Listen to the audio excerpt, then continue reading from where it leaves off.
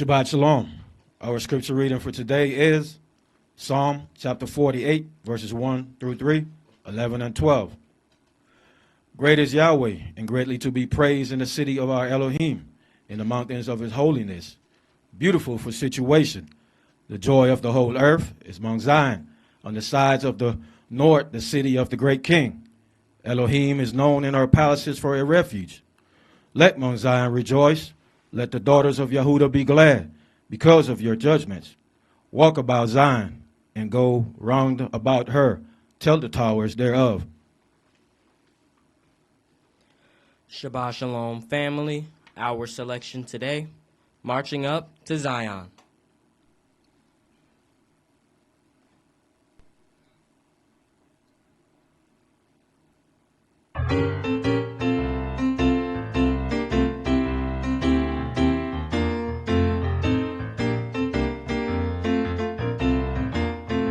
We're marching up to Zion, that beautiful city of Yah. We're marching up to Zion, that beautiful city of Yah. Come ye that love Yah, and let your joys be known. Join in a song with sweet accord. Join in a song with sweet accord, and thus surround the throne. Oh, and thus surround the throne. Oh, when we're marching. We're marching up to Zion, that beautiful city of that Yah. city of Yah. We're marching up to Zion, that beautiful city of Yah. Those who refuse to sing, who never knew our Yah, but children of the heavenly King, but children of the heavenly King, may speak their joys abroad. Oh, may speak their joys abroad. Oh, and we're marching. We're marching up to Zion, that beautiful city of Yah. City of Yah. We're marching up to Zion, that beautiful city of Yah. The hills of Zion yields 1,000 sacred sweets, and when we reach Zion's fields, and when we reach Zion's fields, we'll walk the golden streets. Oh, we'll walk the golden streets. Oh, we're marching up to Zion, that beautiful city of Yah. Oh, we're marching up to Zion, that beautiful city of Yah. Then let our songs abound, and every tear be dry. We're marching through Emmanuel's ground. We're marching through Emmanuel's ground, and thus surround the throne. Oh, and thus surround the throne. Oh, we're marching up to Zion, that beautiful city of Yah. Said we're marching up to Zion, that beautiful. City of Oh, we're marching up to Zion, that beautiful. city of Yah. Said we're marching up to Zion, and that beautiful, and that wonderful, said that glorious, victorious, and that beautiful, and that wonderful, City of Yah.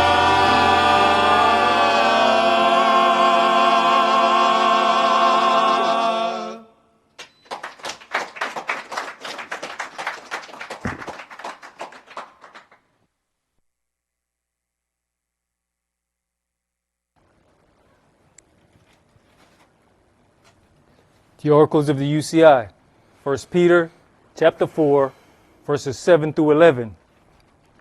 But the end of all things is at hand. Be you therefore sober, and watch unto prayer. And above all things have fervent love among yourselves, for love shall cover the multitude of sins. Use hospitality one to another without grudging. As every man has received the gift, even so minister the same one to another as good stewards of the manifold grace of Elohim. If any man speak, let him speak as the oracles of Elohim. If any man minister, let him do it as of the ability which Elohim gives, that Elohim in all things may be glorified through Yahshua the Mashiach, to whom be praise and dominion forever and ever. Amen. Ephesians chapter 4, verses 29 through chapter 5 and verse 4. Let no corrupt communication proceed out of your mouth, but that which is good to the use of edifying, that it may minister grace unto the hearers. And grieve not the Holy Spirit of Elohim, whereby you're sealed until the day of redemption. Let all bitterness and wrath and anger and clamor and evil speaking be put away from you with all malice. And be you kind one to another, tender-hearted, forgiving one another, even as Elohim for Yahshua's sake has forgiven you. Be you therefore followers of Elohim, as dear children, and walk in love, as the Mashiach also have loved us, and has given himself for us an offering and sacrifice to Elohim for a sweet-smelling savor. But fornication, and all uncleanness, or covetousness, let it not be once named among you as become saints.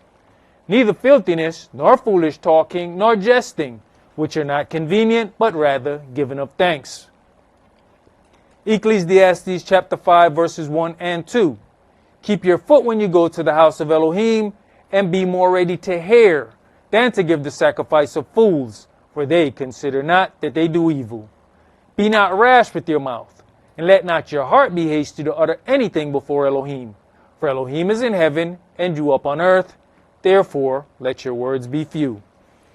Exodus chapter 23, verses 20 and 21. Behold, I send an angel before you to keep you in the way, and to bring you into the place which I have prepared. Beware of him, and obey his voice. Provoke him not, for he will not pardon your transgressions, for my name is in him. Revelations chapter 3, verses 20 through 22. Behold, I stand at the door and knock. If any man hear my voice and open the door, I will come into him and will sup with him, and he with me. To him that overcomes will I grant to sit with me in my throne, even as I have also overcame and am sat down with my Father in his throne. He that has an ear, let him hear what the Spirit says unto the churches.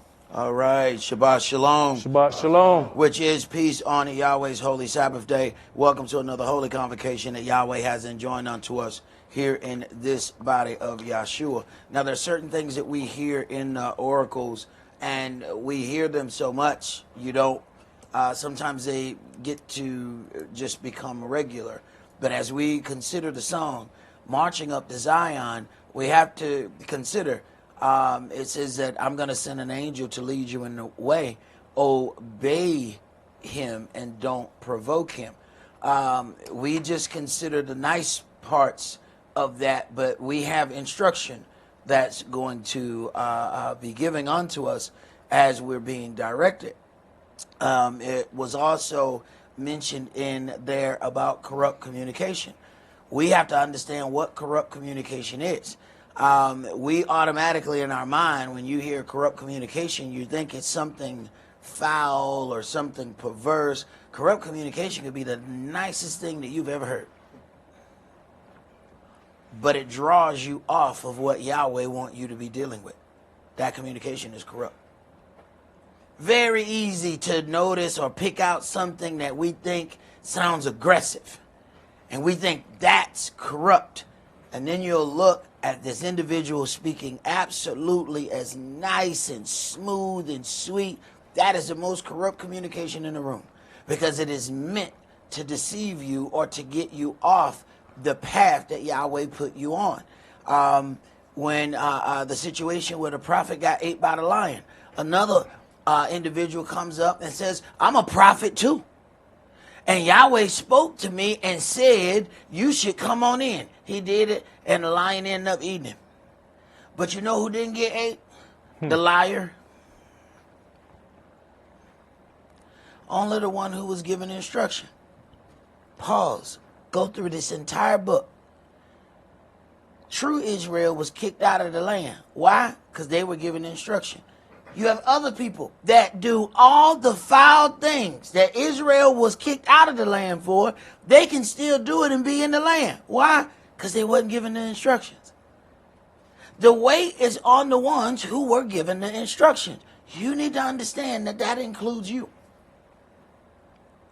Even if we're outside of natural, physical Israel as far as lineage, once you're baptized in it, you are held to the same things. It doesn't just say the adoption of sons for no reason. Once he allows you to be engrafted into his family tree, you in. That also means the same chores, the same rules and regulations. He says there shall be one law for your land. That's something that we have to consider, because as we are just watching things unfold right before our eyes, a whole lot of things that we pretty much felt were done, they were already dealt with. Now all of these things are changing right before our eyes. We're watching laws go out the window. We have watched more changes in the last 100 days than we've seen in the last 100 years. And I'm talking they're coming fast. Things that we just never thought we would ever have to entertain. And then we're still out partying, we're still out doing whatever it is that we want to do, not considering all of these changes that are happening right in front of us. Now, in Matthew 24:24, it says, "For there shall arise false Christs and false prophets, and shall show great signs and wonders, insomuch that if it were possible, they shall deceive the very elect." Now, when you look for signs, you may also become victim to rumor and innuendo, as it will take the place of the sign when no physical image is available. The people who followed Yahshua in the beginning believed in him to some degree. But when they heard the saying concerning his flesh and his blood, their faith was overthrown by the concept that they misunderstood. When we envision the attack of the devil, we imagine a scary, powerful, and destructive force. We don't imagine soft, calm, and calculated deception, but we must spiritually prepare ourselves for devices designed to overthrow our faith. I watched a communication where the president was saying how great America was. And he spoke about, we invented the light bulb, the train, the open heart surgery. We invented all of these things. Now, all of the things that he mentioned were invented by black people. That's the interesting part. While he's setting the same people back. So he's taking credit for all of those inventions while saying that those people don't deserve any rights. This is where things are starting to get interesting. And when you hear that, "Make America Great Again," you automatically think of him. But I recently watched a video where they were showing Clinton used the phrase over and over and over again. And we didn't think it was racist when Clinton did it. But check it out. The most amount of our people went to prison during Clinton's reign. And he used the same slogan, "Make America Great Again." Go look it up. He said it over and over and over and over. They locked more of us up than any other person. And we walk around talking about how much we love this president. Nobody arrested more than us. All of those twisted laws where you get 5 years for one sack of crack, while these other people had kilos and never went to jail. Who you think did that? That saxophone playing weed guy, who we want to say is cool. And he used the same slogan that is being said right now. And we're just now figuring out how foul that guy was. So how much are we going to figure out about what's going on now as we go down the road? And how much time are we going to waste still trying to figure out all of our other things and not work on our relationship with our Elohim? Because clearly other people are aligning. Lucifer is getting his people together. The logistics of war is happening right before our eyes, whether we know it or not. That is something that we're going to have to consider. But let's get today's sermon started. We're going to go to 2 Timothy chapter 2, and we're going to start at verse 14. 2 Timothy chapter 2, and we're going to read verses 14 through 26. And today's sermon is entitled Faith Overthrown.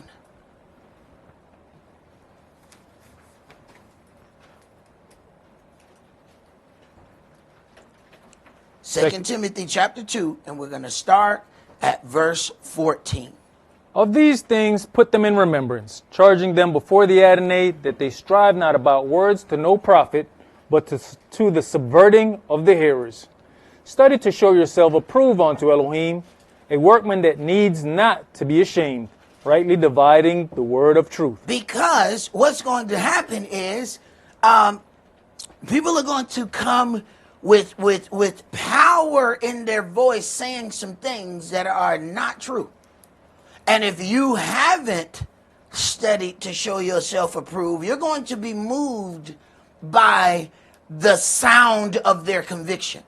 See, a lot of times we listen to see if somebody else believes what they're saying. And if they seem believable, then we believe them. But we hadn't fact-checked anything, because, then that means we got to stop doing what we're doing. And see, we don't always want to stop what we're doing. So we look at the other person's intensity to decide if we're going to believe that individual. And the adversary knows that. So he makes sure he has the most boastful, loud, charismatic individuals on his team as he can possibly get. Go ahead. But shun profane and vain babblings, for they will increase unto more ungodliness. And their word will eat as does a canker, of whom is Hymenaeus and Philetus, who concerning the truth have erred, saying that the resurrection is past already. Now, was he just being petty, just throwing out their name like that? I mean, what? Why he could just say it was these two dudes. He could have, but he said, no. They're causing people's faith to waver with the things that's coming out of their mouth. And he mentioned them by name. Now understand, this is the nice New Testament that we're talking about. Go ahead. And overthrow the faith of some. Overthrow the faith of some. Their faith has been overthrown by some things that they have heard that were untrue. My elder would always say, be careful how you hear what you hear. What would be the motive behind what is being said? When I heard a brother giving a younger brother this advice, and he was saying, you ought to, spend time with your father, even though he didn't spend any time with you, and you ought to do all of these things. And it really seemed nice. But this was also a guy who used to go back and forth to the islands, and chances are he spread a whole lot of kids that he didn't take care of. And now he wants to be looked at a certain way. So he's telling this guy, and it sounds like it's real nice. Yeah, you should be there for your father, even though he was not there for you. And I'm being there, for my father because he wasn't there for me. Right. Just like you wasn't there for none of yours that you done spread all around. Sometimes you have to listen to what angle is this advice coming from? Now, you saying do that because this is part of what you've done going back and forth. Anytime you got them folks running back and forth to the islands, they running back and forth to the Dominican Republic. Hey, It's a common phrase that they like to leave around now. Come on, kids, tell me about it. Huh? I ain't saying you got none. I'm just saying you know some peoples. Go ahead, bro. Verse 19. Nevertheless, the foundation of Elohim stands sure, having this seal, the Adonai knows them that are his. And let everyone that names the name of the Mashiach depart from lawlessness. Now, listen to the things that he says. The foundation of Elohim stands sure, having this seal. The Adonai knows them that are his. Wait a minute. He may see a whole lot of people in the room, but he knows, he is never confused which ones are not his. That doesn't mean he wants to let us know. He was never confused about who Judas was. But Judas had a job to do. And the Judases in your life have a job to do. They're going to make you stronger. And you don't get rid of everything that makes you strong just because it makes you uncomfortable.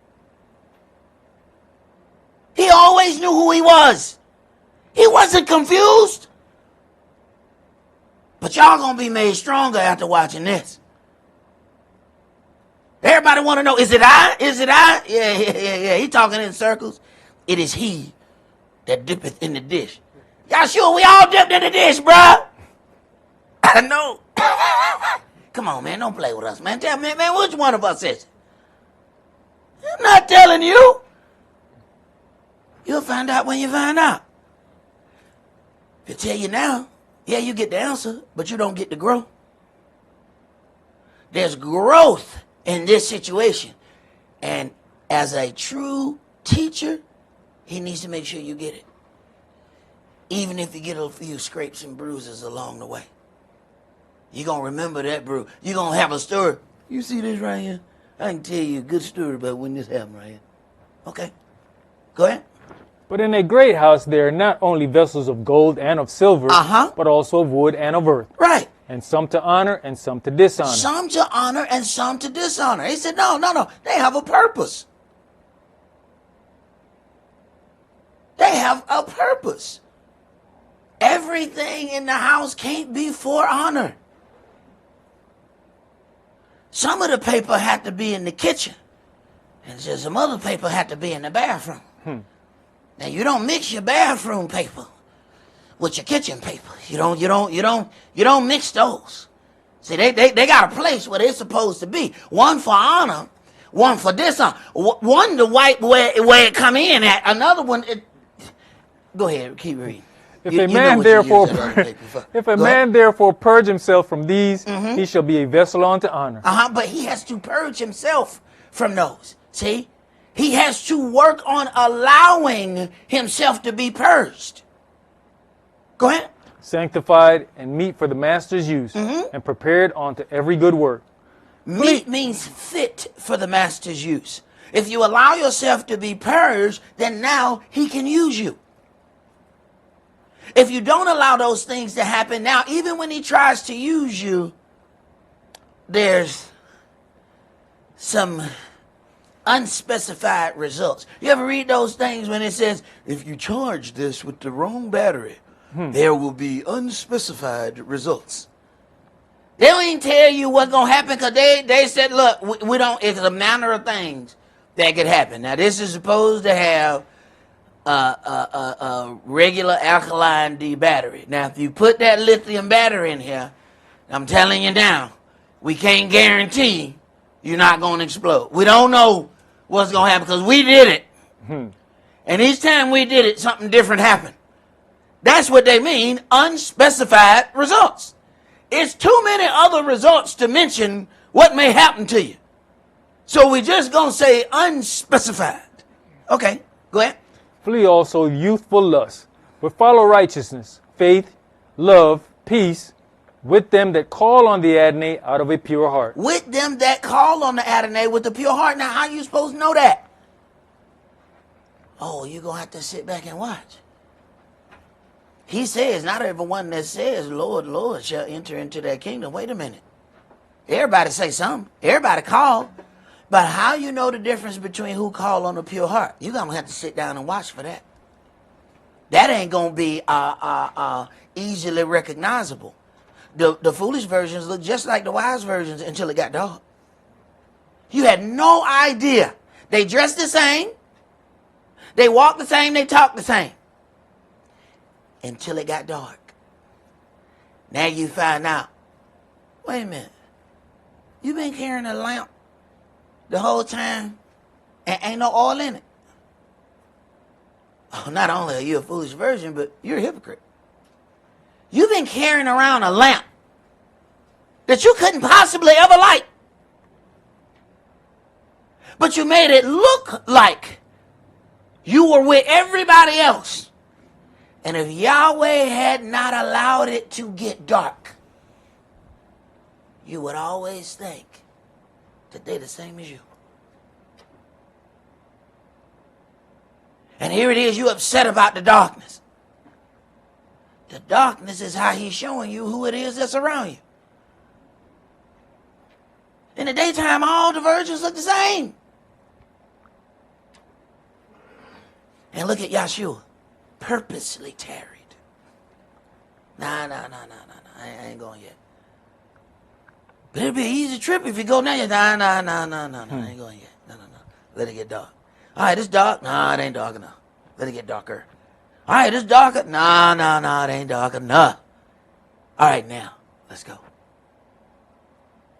Now they got to ask. Now, when they ask, they are exposed. This is what normally causes a separation, because when they got to ask, they are now exposed. Can we borrow your oil?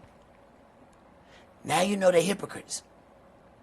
Now they have a problem with you. You ain't got to worry about separating yourself from them. They're going to separate themselves from you because they just showed you, and then they feel bad that you now know that they are hypocrites. If it wouldn't have gotten dark, they would have never had to ask you for no oil to light that lamp.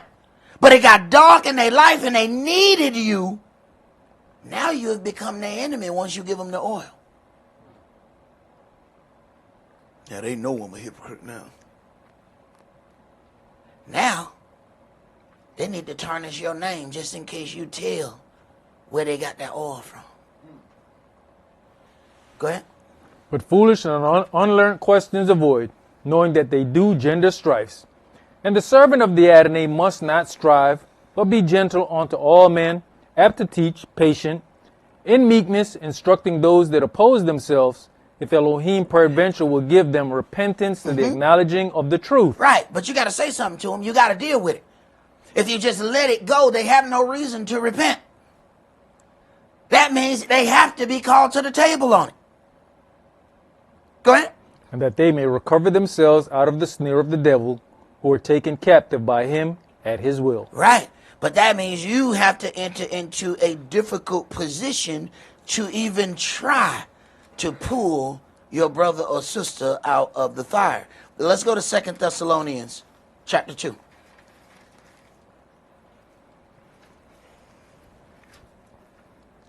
My elder used to say all the time, sometimes you got to fight with your brother to save him. Because he don't want to be saved all the time. He's like, but I like it here. I'm got used to muck and grime. What, you trying to wash me? I was just...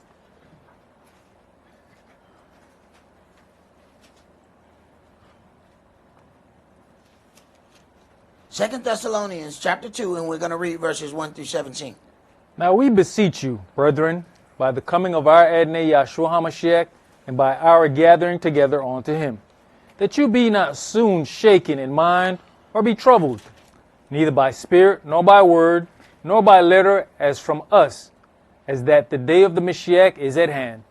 Let no man deceive you by any means, for that day shall not come, except there come a falling away first, and that man of sin be revealed, the son of perdition, who opposes and exalts himself above all that is called Elohim, or that is worshipped, so that he as Elohim sits in the temple of Elohim, showing himself that he is Elohim. Showing himself. That's deep arrogance right there. Go ahead. Remember you not, that when I was yet with you, I told you these things, and now you know what withholdeth, that he might be revealed in his time. For the mystery of lawlessness does already work. Only he who now lets will let until he be taken out of the way. And then shall that wicked be revealed, whom the Adonai shall consume with the spirit of his mouth, and shall destroy with the brightness of his coming. The spirit of his mouth is the words that come out of his mouth. When you get in Revelation, it says the word come out as knives that comes out of his mouth. Oh, you're going to recognize the word. You're going to recognize what you didn't do. You're going to recognize which knife hit you. You can get cut now or get stabbed later. Cuts you live through. Stabs you don't. Them knives that come out of his mouth, they're not coming out to cut. They're coming out to pierce. Go ahead. Even him whose coming is after the working of Satan, with all power and signs and lying wonders, and with all deceivableness of unrighteousness in them that perish, because they receive not the love of the truth, that they might be saved. But they were beholding the lying wonders. They like those. Go ahead. And for this cause Elohim shall send them strong delusion, that they should believe a lie. So the attraction to the lying wonder has now left them or led them to a place that they're able to receive a lie.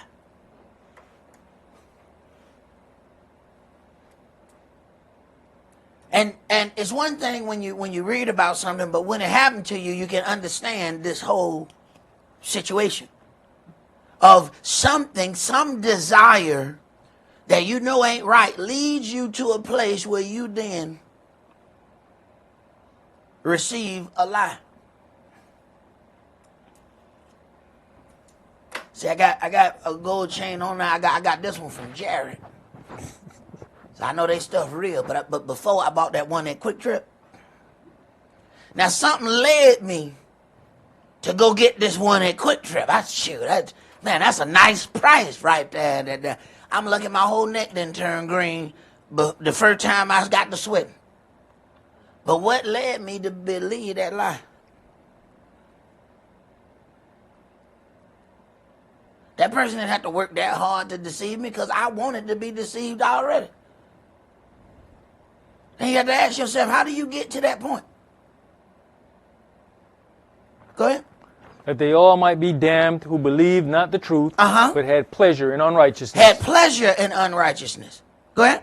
But we are bound to give thanks always to Elohim for you, brethren beloved of the Adonai, because Elohim has from the beginning chosen you to salvation through sanctification of the Spirit and belief of the truth, whereunto he called you by our gospel to the obtaining of the glory of our Adonai Yahshua HaMashiach. Therefore, brethren, stand fast and hold to the traditions which we have been taught, whether by word or by letter. Wait a minute. It's a big thing. Therefore, brethren, stand fast and hold to the traditions which you have been taught. So some of the things that we do, we have to ask ourselves, where you get that from?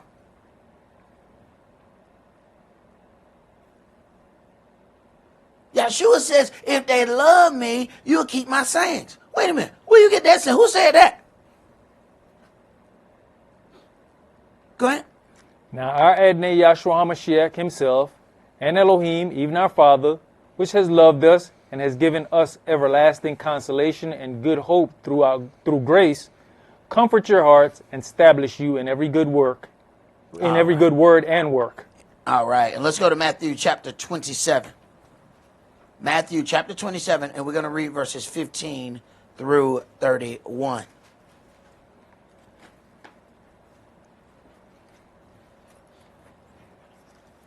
We're seeing a lot of things change before our eyes, and we have to get to that point of understanding that it has to be an increased demonic presence upon the earth just by the changes of things that are going on. The logistics of war, you move the troops first. You don't just go and declare something. You make sure you got your money right. You make sure you got all of these materials right, and then you start moving them and posturing for war. Well, those demons need to be in place for the individuals that they have been set to war against. Matthew 27, and let's start at verse 15. Now at that feast the governor was wont to release unto the people a prisoner, whom they would. And they had then a notable prisoner called Barabbas. Notable means everybody know who he is and what he do. See, back in my day when they had those missing and murdered children, they put all of those murders on Wayne Williams, and everybody know ain't no way he did all of those. But folks used to say it in a minute. You stay out too late. Well, you better go home, Wayne. We ain't gonna get you. Oh, he was notable. All you had to do was say that name, and a little kid at a certain age and start crying. Wayne, we ain't gonna get. That's all you had to do was say the name. And by the time we know the name, of course, he locked up. But we were still scared. He was notable. Because this was the one that they wanted to put all of those missing children on. So, when it says notable, they know what he does. They know who he is. They know he's a crook. Go ahead. Therefore, when they were gathered together, Pilate said unto them, Whom will you that I release unto you? Barabbas or Yahshua, which is called the Mashiach? This should have been an unfair question. It should have been an unfair question. A notable crook versus this guy who everybody got a problem with him all of a sudden. I mean, we can't find no crimes he did. He ain't known for that. He ain't in no gang. This should have been an easy question. Somehow it wasn't so easy. Go ahead. For he knew that for envy they had delivered him. He knew. Man, y'all ain't right. Y'all coming to me about this dude. Look, when somebody's in charge and they done seen enough, say, man, look here. I know who the crooks are around here. Okay? Especially people who deal with crooks. Look, some of the crooks, I sent them. Okay? So I know who the crooks are. So you coming to me with this dude, I know I ain't never paid him. I know he not a crook.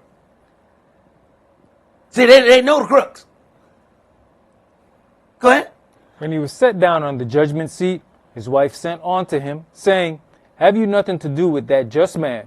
For I've suffered many things this day in a dream because of him. But the chief priests and elders persuaded the multitude that they should ask Barabbas and destroy Yahshua. Look at who moved him.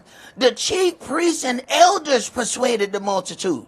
So they have been convinced that they should dislike this individual. Talk has caused them to move against Yahshua. Never mind any of the miracles, never mind any of the things that he's done, all of that, throw it out the door because these people have persuaded the multitude. Go ahead. The governor answered and said unto them, Whether of the two will you that I release unto you? They said, Barabbas. Pilate says unto them, What shall I do then with Yahshua, which is called the Mashiach? They all say unto him, Let him be crucified. Now, they have been moved to do this because of the things that they've heard.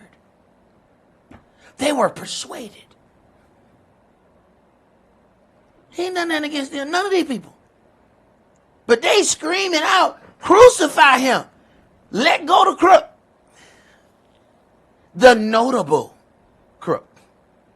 We all know he's a crook. Let him go. But crucify this guy. Because we heard it. Go ahead. And the governor said, Why? What evil has he done? But they cried out the more, saying, Let him be crucified. You know, it's interesting when the Gentiles are asking you, what did he do? Wait a minute, they enjoy crucifying. This is what they do. They're crucifiers. They said, this is our job, but come on, man. What did this guy do? Go ahead.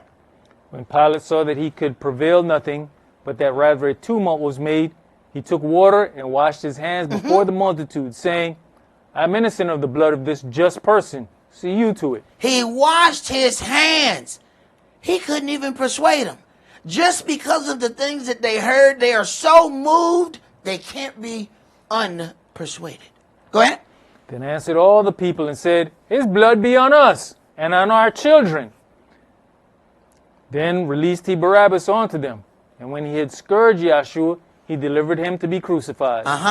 Then the soldiers of the governor took Yahshua onto the common hall and gathered unto him the whole band of soldiers. And they stripped him and put on him a scarlet robe. And when they had platted a crown of thorns, they put it upon his head, and a reed in his right hand.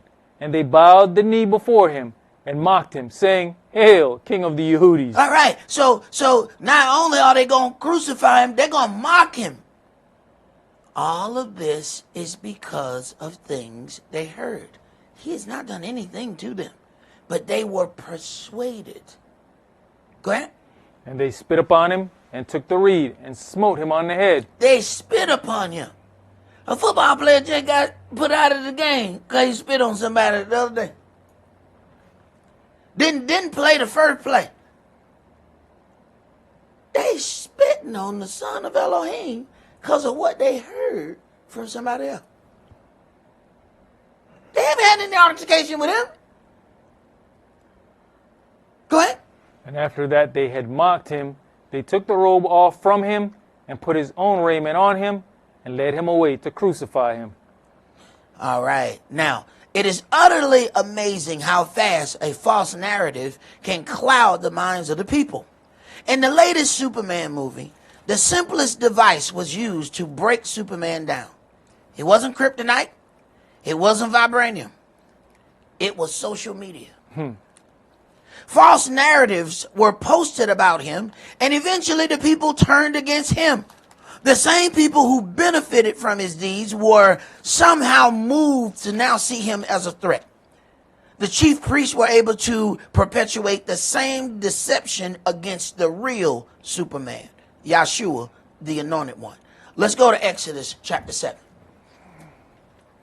That's all it took for them to turn against Superman was a few posts. That's it. They orchestrated a few lies and posted them, and they turned on it.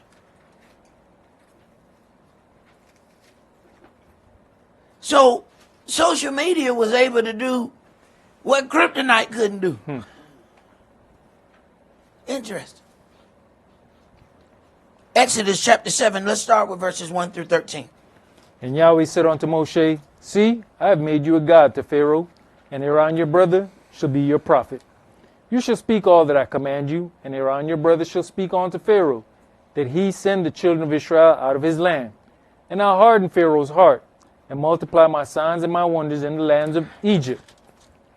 But Pharaoh shall not hearken unto you, that I may lay my hand upon Egypt, and bring forth mine armies, and my people, the children of Israel, out of the land of Egypt by great judgments. Sometimes something goes on too long that Yahweh won't allow repentance. You pass that window of repentance, and now you say, oh, no, you ain't going to repent now. Because my judgments are going to be multiplied now. They're going to see every last one of them. Go ahead. And the Egyptians shall know that I am Yahweh, when I stretch forth my hand upon Egypt, and bring out the children of Israel from among them. And Moshe and Aaron did as Yahweh commanded them, so did they. And Moshe was 80 years old, and Aaron 83 years old, when they spake unto Pharaoh. And Yahweh spake unto Moshe and unto Aaron, saying, When Pharaoh shall speak unto you, saying, Show a miracle for you, then you shall say unto Aaron, Take your rod and cast it before Pharaoh, and it shall become a serpent. And Moshe and Aaron went in unto Pharaoh, and they did so as Yahweh had commanded. And Aaron cast his rod before Pharaoh and before his servants, and it became a serpent. But to lighten that, something else is about to be done. Go ahead. Then Pharaoh also called the wise men and the sorcerers. Now the magicians of Egypt, they also did in like manner with their enchantments. For they cast down every man his rod, and they became serpents. But Aaron's rod swallowed up their rods. And he hardened Pharaoh's heart, that he hearkened not unto them, as Yahweh had said. So he used then the false trick that they were able to put forth to help harden his heart. That way, what Moshe and Aaron was able to do didn't seem that great, because they were able to do it too. Jump to verse 19. And Yahweh spake unto Moshe, say unto Aaron, take your rod, and stretch out your hand upon the waters of Egypt, upon their streams, upon their rivers, and upon their ponds, and upon all their pools of water, that they may become blood, and that there may be blood throughout all the land of Egypt, both in vessels of wood and in vessels of stone. And Moshe and Aaron did so, as Yahweh commanded. And he lifted up the rod and smote the waters that were in the river in the sight of Pharaoh and in the sight of his servants. And all the waters that were in the river were turned to blood. And the fish that was in the river died, and the river stank. And the Egyptians could not drink of the water of the river, and there was blood throughout all the land of Egypt. And the magicians of Egypt did so with their enchantments, and Pharaoh's heart was hardened, neither did he hearken unto them, as Yahweh had said. And the magicians of Egypt did so with their enchantments, and Pharaoh's heart was hardened. You're going to encounter individuals who are going to try to mimic what you do so that they can stay in the position that they're in their heart. But it only appears. It's not in substance the same. It looks the same. So they were able to magically turn the water red. You know, real miracle would have been, no, take the blood out the water. See how we get food with a mimic of a tree. I don't need you to make more blood. If he done made the water turn into blood, what I need you to turn more water into blood for? No. Show me you got some real magical power. Take the blood out the water. You mean tell me you gave me more of what he gave me? I'm supposed to thank you in that? I need water. That means that water was clean before you made it blood too. Now you just ruined the last little bit of water we had. Thank you. Thank you for your miracle. Right. Okay, let's go to 2 Timothy chapter 3.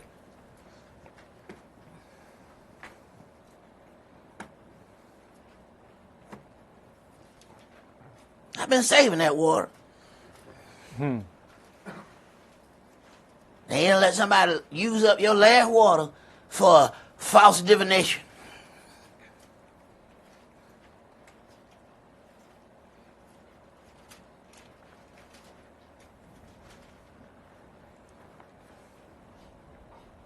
Second Timothy chapter 3, and we're going to read verses 1 through 9. This know also, that in the last days perilous times shall come. For men shall be lovers of their own selves, covetous, boasters, proud, blasphemers, disobedient to parents, unthankful, unholy. Unthankful. We don't even think that that's a problem. Man, you can help somebody save them, save their hide. They won't even say thank you. Act like you were supposed to do it. Wow. So I owed you? Go ahead. Without natural affection, truce breakers, false accusers, incontinent, fierce, despisers of those that are good. False accusers hate those that do good, because those that do good bring light to their darkness.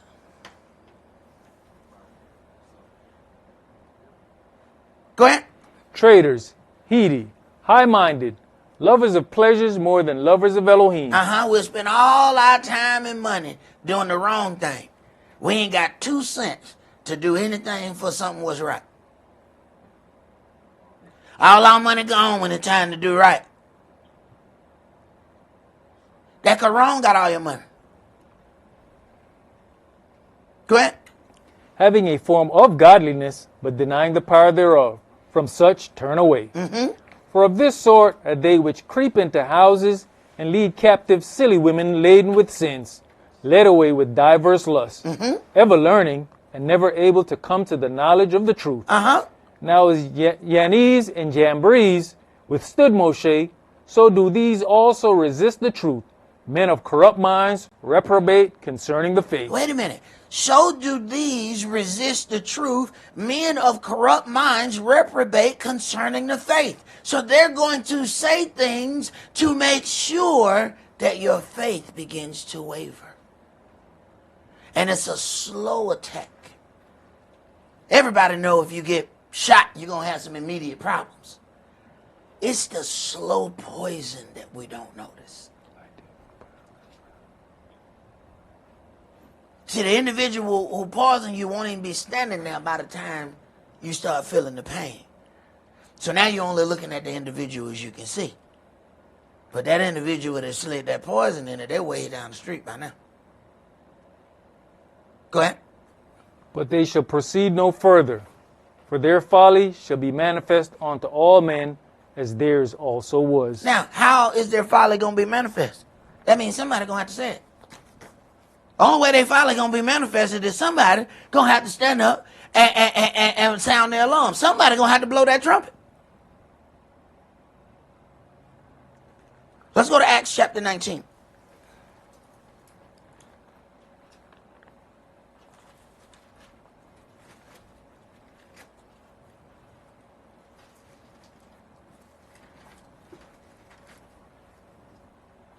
We're in the process of watching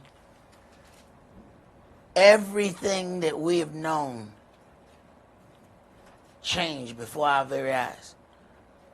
The whole part of education, there are certain books that are completely off limits, and now new books have come in. They're about to rewrite history in the present.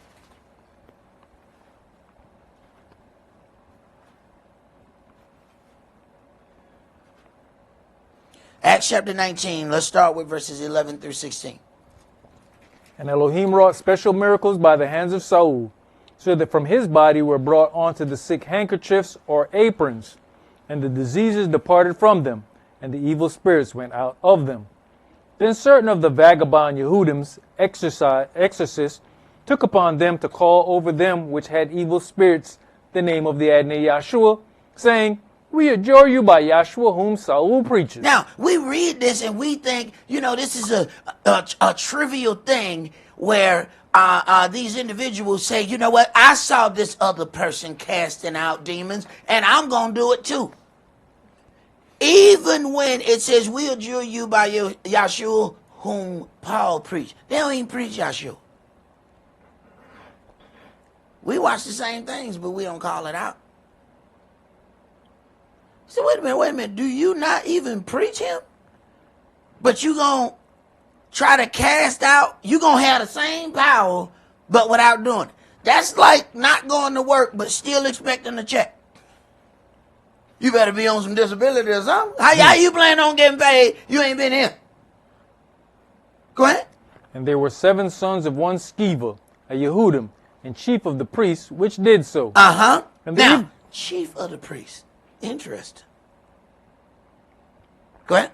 And the evil spirit answered and said, Yahshua I know, and Saul I know, but who are you? In other words, you ain't got no respect even among the demons. You ain't got no respect among the demons. We know who we should fear. We know who has the power. Why we don't know you? Go ahead. And the man in whom the evil spirit was leapt on them, and overcame them, and prevailed against them, so that they fled out of that house naked and wounded. And this is one of those things right here that we need to pay attention to. Sometimes you can tell when folks been hanging out with somebody because they'll come back acting just like that person, doing the same, talking that person's words. You will see their mouth moving, but the other person's words are coming out of their mouth. You'll watch them doing the same actions that the other person was doing. What happened? You brought that spirit home with you. You see some folks hanging out with some folks, they don't have no marital problem. They hanging out with somebody else who have a marital problem. Next thing you know, they got marital problem. What happened? That spirit followed them home. Now they doing the same arguing that them people were doing.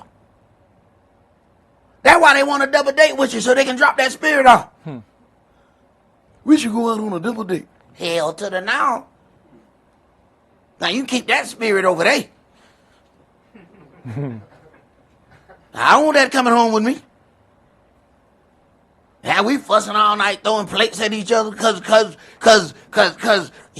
that spirit you got done got dropped off. And we don't even consider. We think folk want to hang out with us because they like us. They trying to find a place to drop off that evil spirit. They tired of fussing all night. Hell, let you fuss all night. They want to enjoy some of their nights. But they got to find somewhere to drop that spirit off. Go ahead. For a certain man named Demetrius, a silversmith, which made silver shrines for Diana, brought no small gain onto the craftsmen. All right, verse 25. Go ahead. Whom he called together with the workmen of like occupation and said, Sirs, you know that by this craft we have our wealth. Moreover, you see and hear that not alone at Ephesus, but almost throughout all Asia, this Saul has persuaded and turned away much people, saying that they be no gods, which are made with hands. All right, so now he messing with their money. This is even worse than messing with somebody's salvation. They come after you when you're messing up their money. Go ahead. So that not only this our craft is in danger to be set at naught, but also that the temple of the great goddess Diana should be despised, and her magnificence should be destroyed, whom all Asia and the world worships. And when they heard these things, they were full of anger and cried out, saying, Great is Diana of the Ephesians. Now, because of this testimony, see, this is the social media of their day. Because of this testimony, great multitudes have been moved against this man. Go ahead. And the whole city was filled with confusion. And having caught Gaius and Aristarchus... Now, the whole city filled with confusion. Just a believable testimony. Go ahead. But you know, Elder, when you go back to the end of verse 27, he says, whom all Asia and the whole world worships. Well, we couldn't see it today that we still worshiping Diana. Right. Right. What they call you think they do that Mary worship? You go in certain places. I done went to some of those places, man. I'm surprised some of them can even see out the back window. Because Mary cover up the whole back window. I like, can't he even see? You can barely see the little baby. The little baby in the back seat is down under Mary. I was like, where the baby at? Normally they show Mary holding the baby. The baby must be in the trunk. Because Mary is on the whole window. It looked like she's holding something, but you can't see it. I was like, wow, they needed Mary so big. Oh, that ain't Mary. That's Diana. So in the places where the Gentiles went, they looked at the gods that they worshiped, and they gave them one of the characters to suffice the worship of that place. So if that was one of the places that worship Diana, then inside of the bracket of Christianity, they would then give them Mary worship. That way they can have the woman that they worship while still saying that they're dealing with the things in this book. That's how slick they were. Go ahead. Men of Macedonia, Saul's companions in travel, they rushed with one accord into the theater. And when Saul would have entered in unto the people, the disciples suffered him not. And certain of the chief of Asia, which were his friends, sent unto him, desiring him that he would not adventure himself into the theater. Some therefore cried one thing, and some another, for the assembly was confused, and the more part knew not wherefore they were come together. Wait. They don't know why they're together. They gathered together in confusion, not even understanding why they're gathered. Go ahead. And they drew Alexander out of the multitude, the Yehudims putting him forward. And then Alexander beckoned with the hand, and would have made his defense unto the people. But when they knew that he was a Yehudim, all with one voice about the space of 2 hours cried out, "Great is Diana of the Ephesians." You know how ignorant that's got to sound? That they just yelled, "Great is Diana" for 2 hours? So, when they fell in love with Princess Diana, were they connecting something else? Matter of fact, they loved her so much, the ruling authority said, she gotta go away, Mia. Okay, go ahead. That was it, verse 34. All right. Let's go. Let's go to Psalm chapter 35. This is quite some power where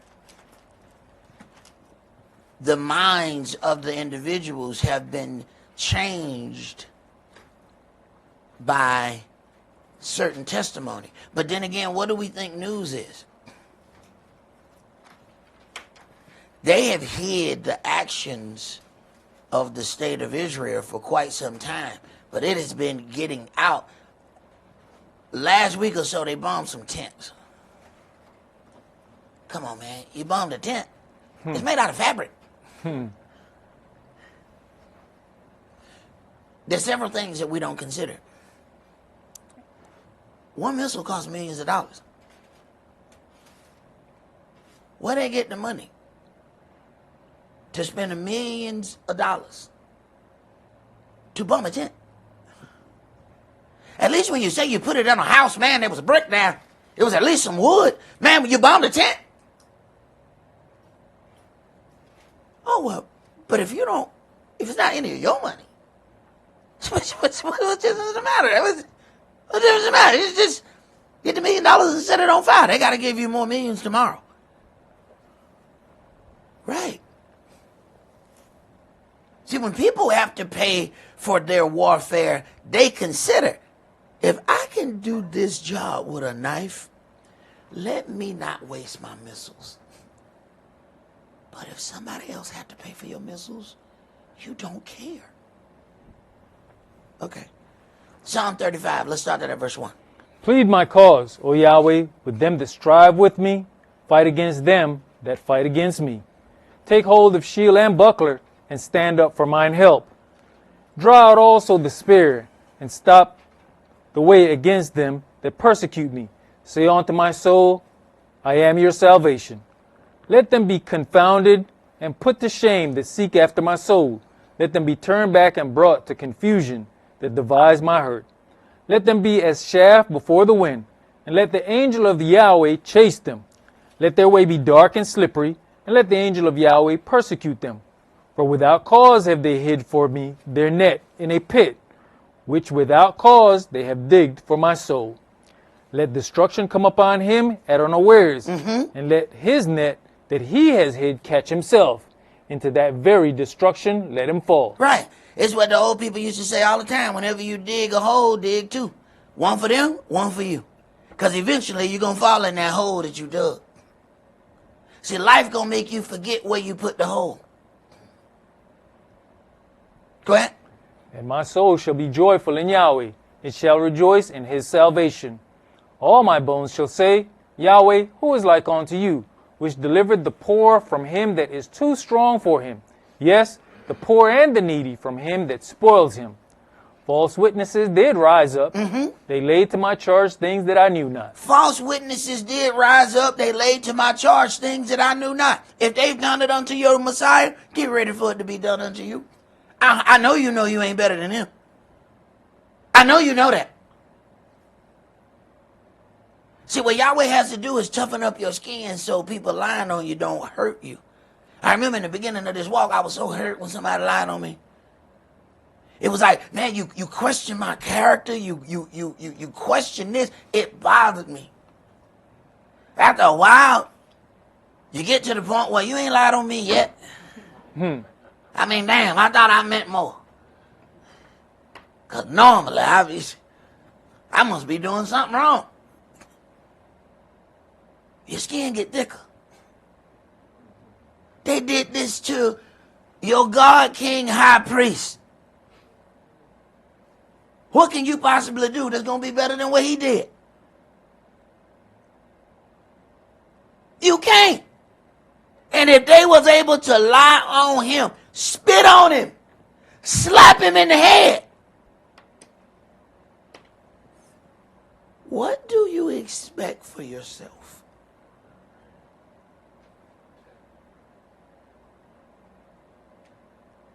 And the first time something happened to us, woe is me. I can't believe I'm going through this. I can't believe it. Oh, okay. The problem is we actually have done some wrong in that mix. You understand? He didn't do no wrong. Yet he's receiving all of these things. We actually got wrong sprinkled in there. See, we know we made the battle. We know it's some we know. Hey, stir that a lot because I got some stuff in there right there. Just stir that a little more. Yeah, I know. Yeah. Go ahead. They rewarded me evil for good to the spoiling of my soul. They rewarded me evil for good. You know, I think sometimes Yahweh allows some things to happen to you so he can show you change. He'll let you do something for somebody and then let them do evil to you just so he can show, you see what I did for you? Now, you know, you 10 years back, there would have been carcasses out here. He's showing you that you've grown. Say, look at you. Hey, Yahweh, why would you let this happen to me? How else I'm going to show you you grown? I can't just tell you you grown. I need to show you you grown. Look at this. Look at this. Look, everybody's still living. Look at that. Boy, you see you. Boy, do you see you? But see, those who have not grown go exactly like nothing has happened all the time that they so-called been studying the word. They go right back to day one. Why? Because they haven't grown. Go ahead. But as for me, when they were sick, my clothing was sackcloth. Uh-huh. I humbled my soul with fasting, and my prayer returned into mine own bosom. I behaved myself as though he had been my friend right, or brother. Because they tricked you into believing that y'all were friends. But they only tricked themselves because now Yahweh has caused hot coals of fire to be placed on their head because you were dealing true while they were dealing in hypocrisy. Sometimes Yahweh trick you into doing right. He know what's happening. Like, no. I don't need to reveal that to you right now. I need you. Look, I know I showed you some things. I just ain't going to explain it to you. Just keep walking where you're walking. I'll explain it later. So you have to have this mindset if you're going to deal with Yahweh, because there's going to be some things that he's going to show you at one point. He ain't going to reveal that until about 2 years later. But if you're one of those people, I need to understand everything right now. The devil about to get you. You on your way. Because that's not how Yahweh operate. He might show you something in 2000 and not show you the other part to 2012. And you're like, this what you were talking about? But if you knew that early, you were going to do something stupid. He still protects you. You will figure it out later. Now I see why you didn't show me that. Because I would have did the exactly. That's exactly what you would have done. Go ahead. I bowed down heavily as one that mourns for his mother. Uh-huh. But in mine adversity they rejoiced and gathered themselves together. Yea, the abjects gathered themselves together against me. And I knew it not. They did tear me and ceased not. With hypocritical mockers and feasts, they gnashed upon me with their teeth. Hypocritical. A person falling doesn't become a hypocrite because they fail. No, a hypocrite still does evil while pretending that they're okay with you. That's what makes them a hypocrite. Because you fail, you're not a hypocrite. As it is written, who has not fallen and come short of the glory that expected of us? Everyone has sinned. Sinning didn't make you a hypocrite. No, pretending you didn't have any evil in your heart, that is what makes you a hypocrite. Go Go ahead. Adne, how long will you look on? Rescue my soul from their destructions, my darling from the lions. I will give you thanks in the great congregation. I'll praise you among much people. Let not them that are mine enemies wrongfully rejoice over me.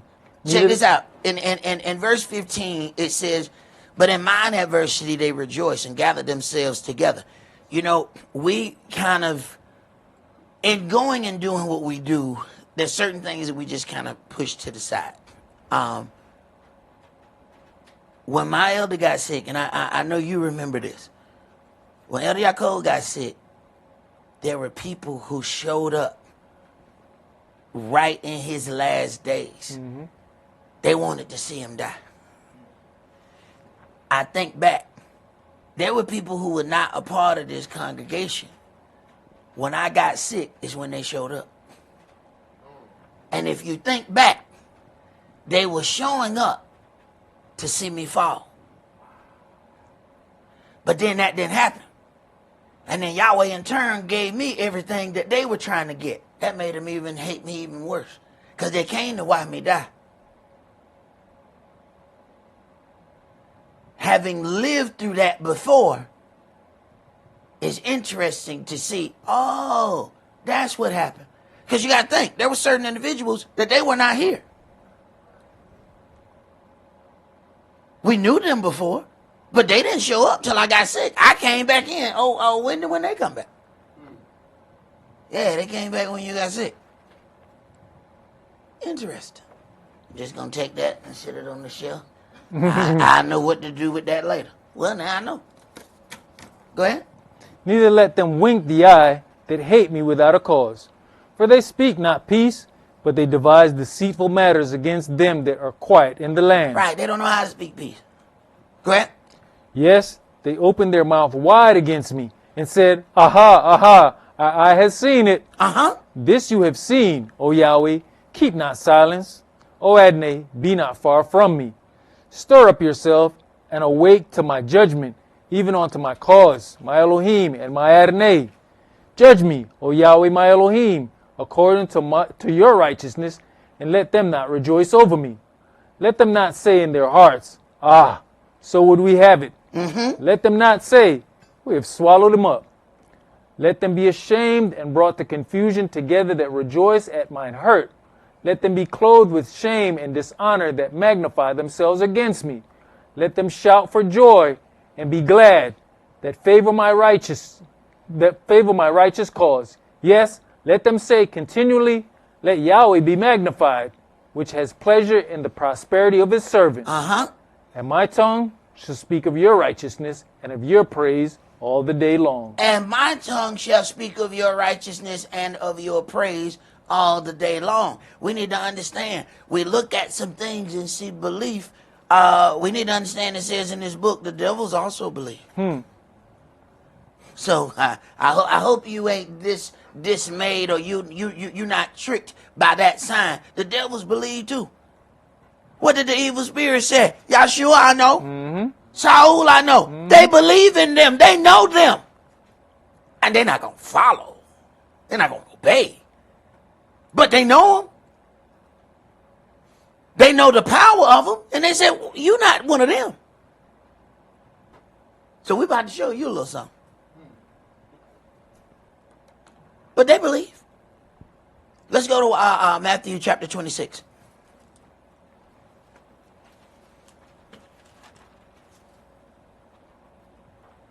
And the power of this media has everybody believing that because there are individuals in the land bombing tents, that it must be God's desire for the children to be starved to death, for you to bomb hospitals. All the things that have been previously agreed upon by nations, this is out of line. This would be a crime if you do this. Have done it hundreds of times. But because of social media, the biggest social media, news, that they're able to control, they can control how the people process that information. I seen a little post where they were talking about the fact that there were Afro-Palestinians and how they're called by this name, slave or whatever. And the information is correct. Yeah, there were slaves there, and they still, call these people by a name that says slave. So you have very, very dark-skinned Palestinians. And they said, well, they got all of these people over here. Now, that post was put out so that we would not align with the Palestinians. Mm. I said, okay, yeah, that part's true, and it's been true. But they're doing that so you'll step away from feeling bad about all these children being killed. So here we go, war of information. Sometimes you think information is just being given. Yeah, but why are you giving that now? Even if that information is true, you want to use that to take light off what it is you're doing. Right. That is the game.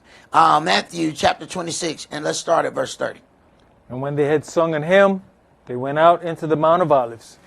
Then says Yahshua unto them, all you shall be offended because of me this night, for it is written, I will smite the shepherd, and the sheep of the flock shall be scattered abroad. Mm-hmm. But after I'm risen again, I'll go before you into Galilee. Now, smite the shepherd, and the sheep of the flock shall be scattered. After those sheep have learned the word, when they are scattered, the word scatters too. We always want to be together. Okay? We want that. But that means all the word is also in one place. He just scattered the word. Now the word has went out abroad. We don't want the shepherd to be smitten. Go ahead. Cephas answered and said unto him, though all men shall be offended because of you, yet will I never be offended. You're going to always find at least one knuckle who going to be beating on their chest, talking about how real they are, how they so down. You realize that's the first back of the head you're going to see when something go down. All them folk that running off at all that mouth, when something happen, they don't do poop. Wait a minute. It was a situation. You could have went and put forth all that power and strength that you be barking about.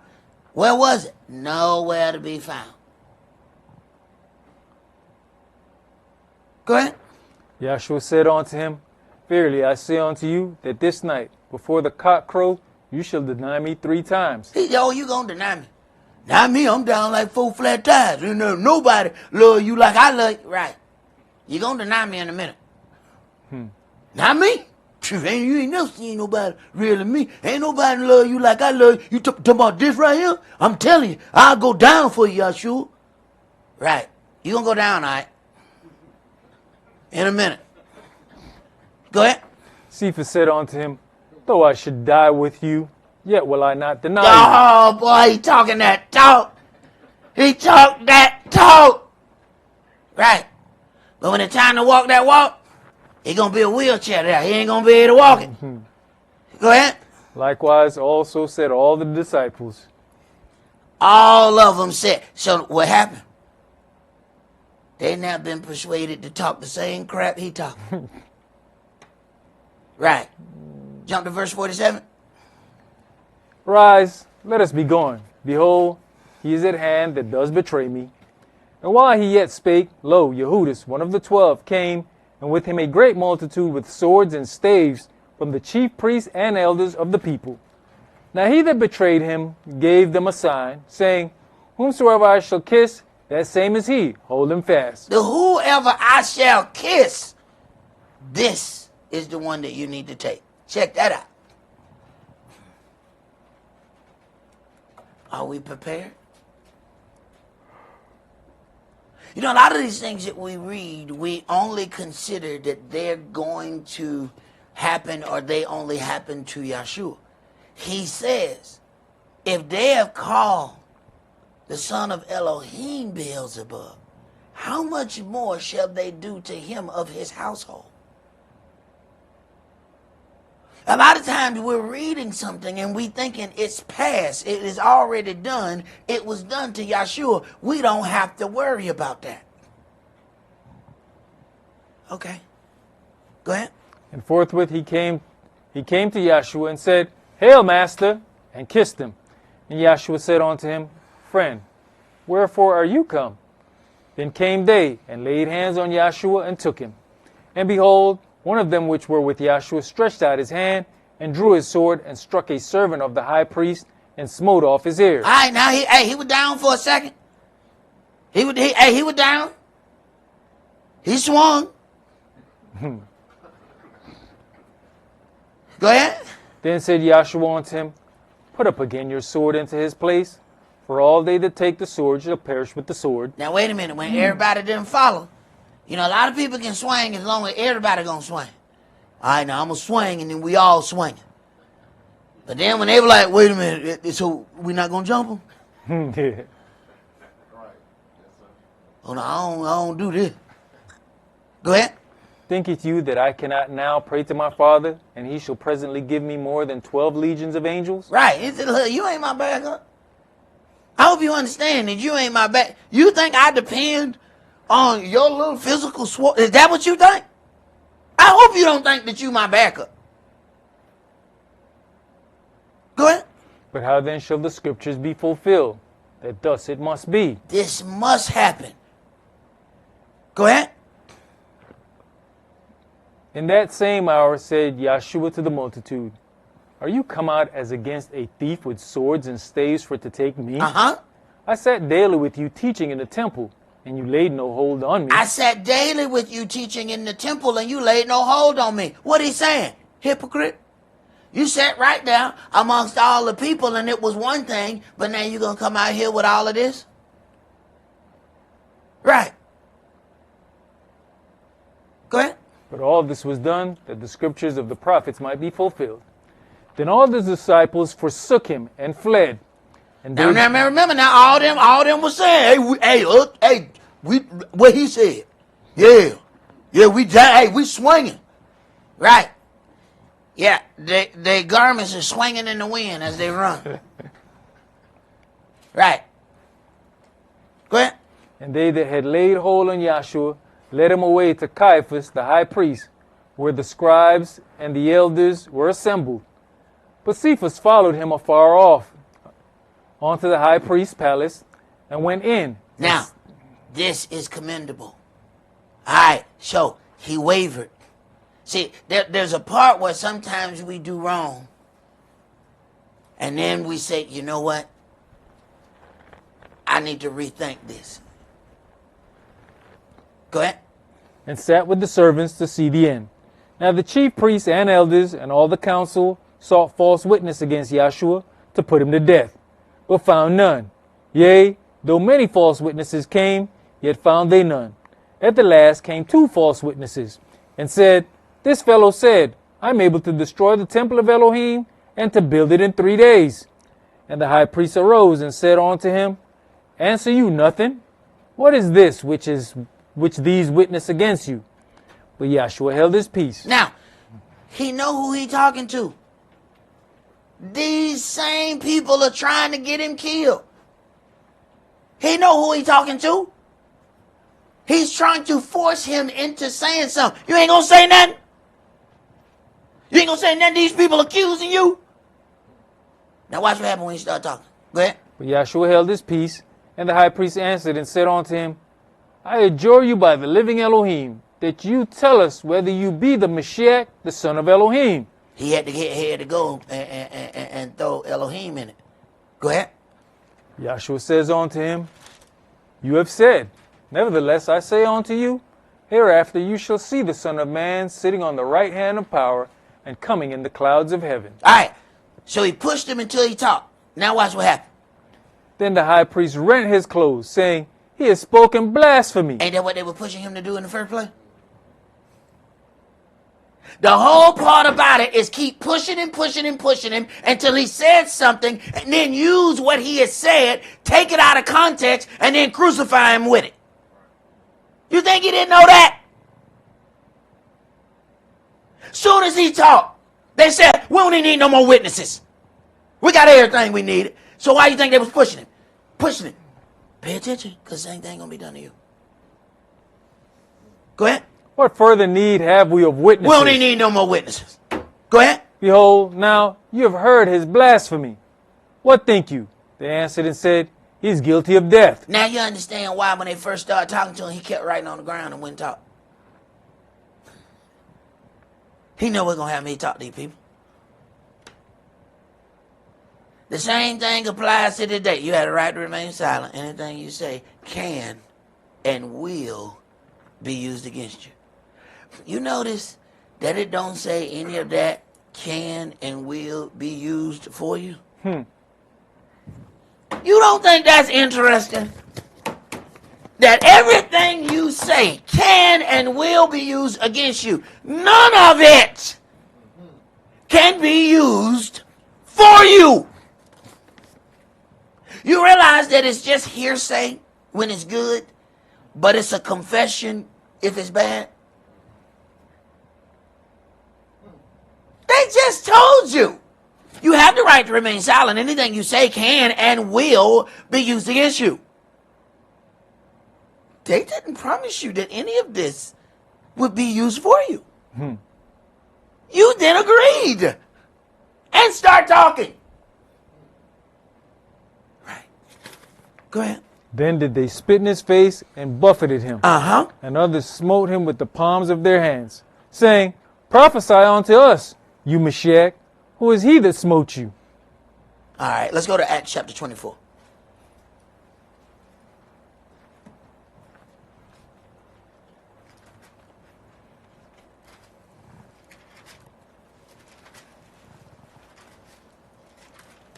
See, he had sense enough to know that they're setting him up. And they're trying their best to get him to talk. And you got to think how they still operate to this day.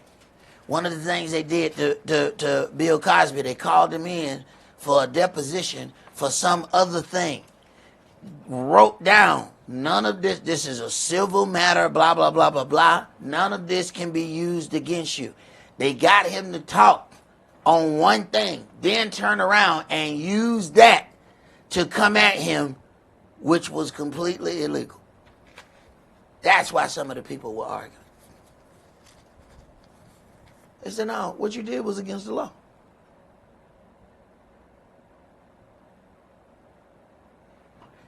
Acts chapter 24, let's start at verse 1. And after 5 days, Ananias the high priest descended with the elders and with a certain orator named Tertullus, who informed the governor against Saul.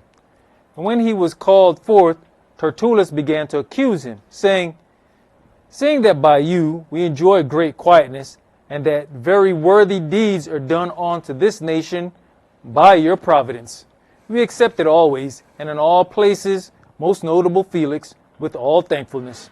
Notwithstanding that I be not further tedious unto you, I pray you that you would hear us of your clemency a few words.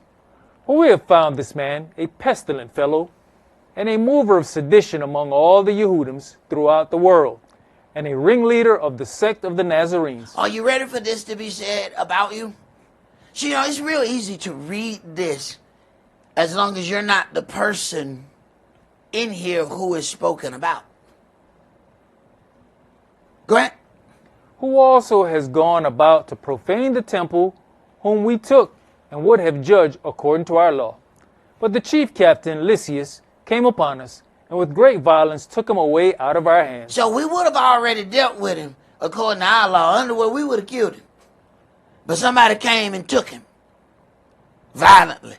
Now they were going to kill him, but that wasn't violent. Go ahead. Commanding his accusers to come unto you, by examining of whom yourself may take knowledge of all these things whereof we accuse him. Commanding his accusers. What happened? They commanded that a fair trial. Wait a minute. they would have already dealt with him according to their law. The man says, where's the proceeding that's supposed to go forth? Go ahead. And the Yehudim also assented, saying that these things were so.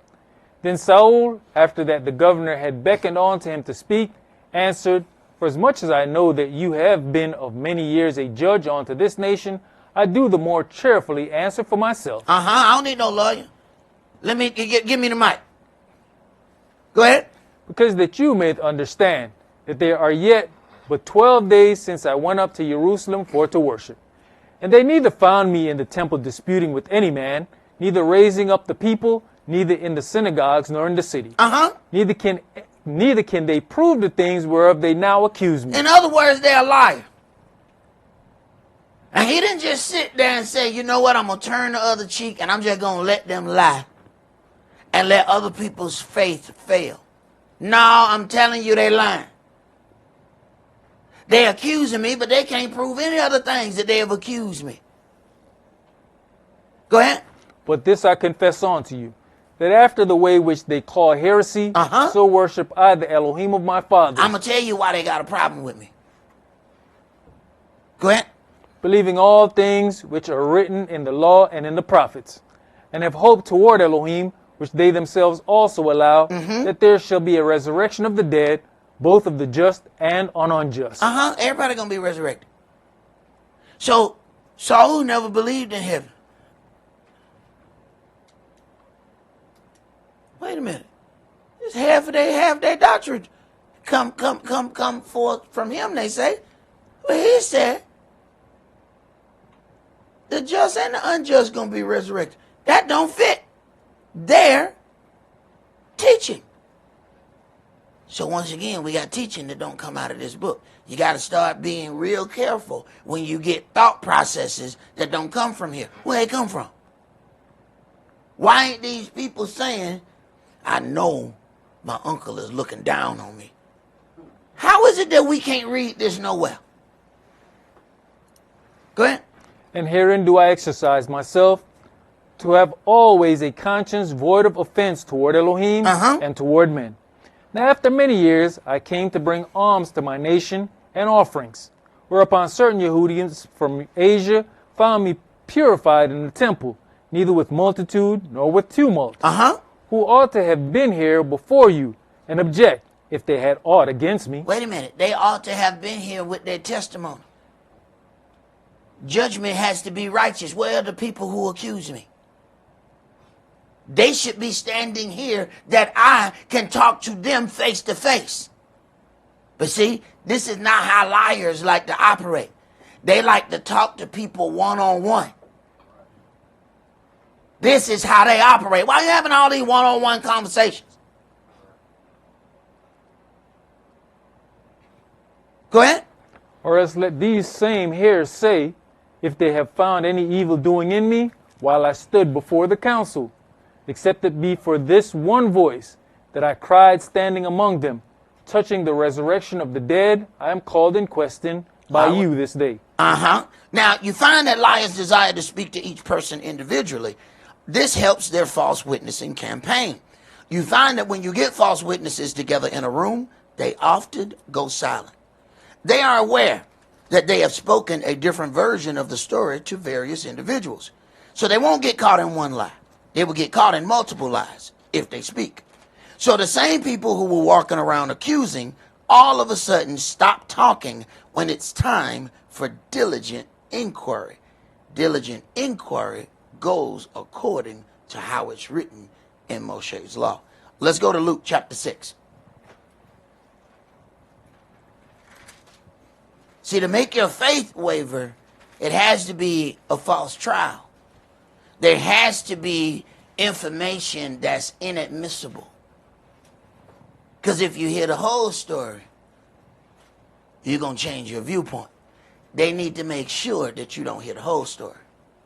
So they're going to give you the edited version. You can only get the edited version if they pull you aside. Luke chapter 6, and let's read verses 22 through 28. Blessed are you when men shall hate you, and when they shall separate you from their company. You ain't got to worry about separating yourself. They're going to separate from you.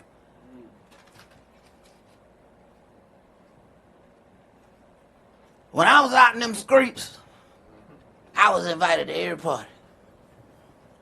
Now I find out there was a party about 5 days out. Oh, y'all had a party? Man, it was nice too. But we ain't want you to come. You gonna be in there with that word. We don't want that in there. We want to get absurd. We didn't want no word. Absolutely not. You gonna be in there causing us problems and be like, what does she got on? Look, leave her alone. We like this.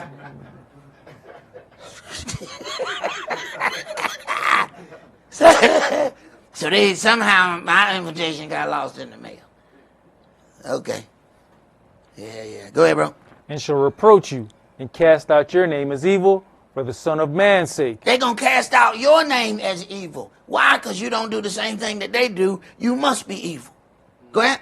So what happens when they separate from the company, but you the one they still deal with? Hey, you have to then ask yourself, what makes you feel so comfortable with me? See, they don't feel comfortable when they're getting cut. And see, sometimes we cut with a butter knife. It just tickles. See, when you cut it, every time you they still feel comfortable. Every time you cut, it tickles. But I tell you what, when you got that sharp sword and it go across them, they'll be oh, okay. You recognize it's real around here. They were like, we're not going to go over his house no more. Right. They know where not to go. They know where the sword is real. Right. So they want to catch somebody with a dull sword. But the more you sharpen that sword, the less invitations you're going to get. Go ahead. Rejoice you in that day, and leap for joy. For, behold, your reward is great in heaven. For in the like manner did their fathers unto the prophets. But woe unto you that are rich, for you have received your consolation. Woe unto you that are full, for you shall hunger. Woe unto you that laugh now, for you shall mourn and weep.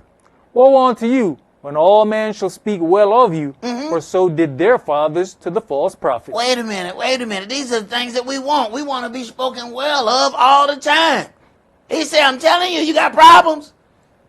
If everybody's saying nice things about you, I'm telling you, you got some serious issues. That mean you ain't stepped on damn devil toes? A damn devil got upset because you stepped on their toe? You got some problems. All this walking and you ain't stepped on no toe? How you walking and you ain't stepped on no toe? He said, oh, you got some problems. You should have stepped on some toes by now. Go ahead. But I say unto you which hear, love your enemies, do good to them which hate you, bless them that curse you, and pray for them which despitefully use you. And Yahweh will make you accidentally do it because he won't even tell you that they are your enemies. He will cause you to pray for them. He'll cause you to help them when they're homeless. He'll cause you to do all of these things and won't tell you, oh, by the way, he said all manner of evil about you, but I'm going to tell you that next week. Hurry up and send the money. Hurry up and send the money. I don't want you to know that right now. I need you to send the money. I don't even want you to think about it. Go ahead and send the money. But next week, I'm going to tell you something. Right. He calls you to accidentally do some things because you might try to fix it. And he don't want you to fix it. He said, no. It's been broke too long. See, when somebody really want to fix something, see, when you first start hearing that little tick, tick, tick, tick in your car and you pull over, that's somebody that want to get it fixed. When you drive another 200 miles and the tick, tick turn to a dun, dun, turn to a tick, tick, tick, turn to a ying, ying, ying, ying. No. No. Now you need a whole new engine. See? You need a whole new engine. And then Yahweh like, oh, no. I'm not even going to let you bring that in here. Why? Because you're going to be working on that for 2-3 months. They should have brought it to you when they heard the tick-tick. They heard it just like you heard it. But they hid it and kept going. And it got worse and worse and worse. Now I ain't finna let you fix that. They don't let it get too bad.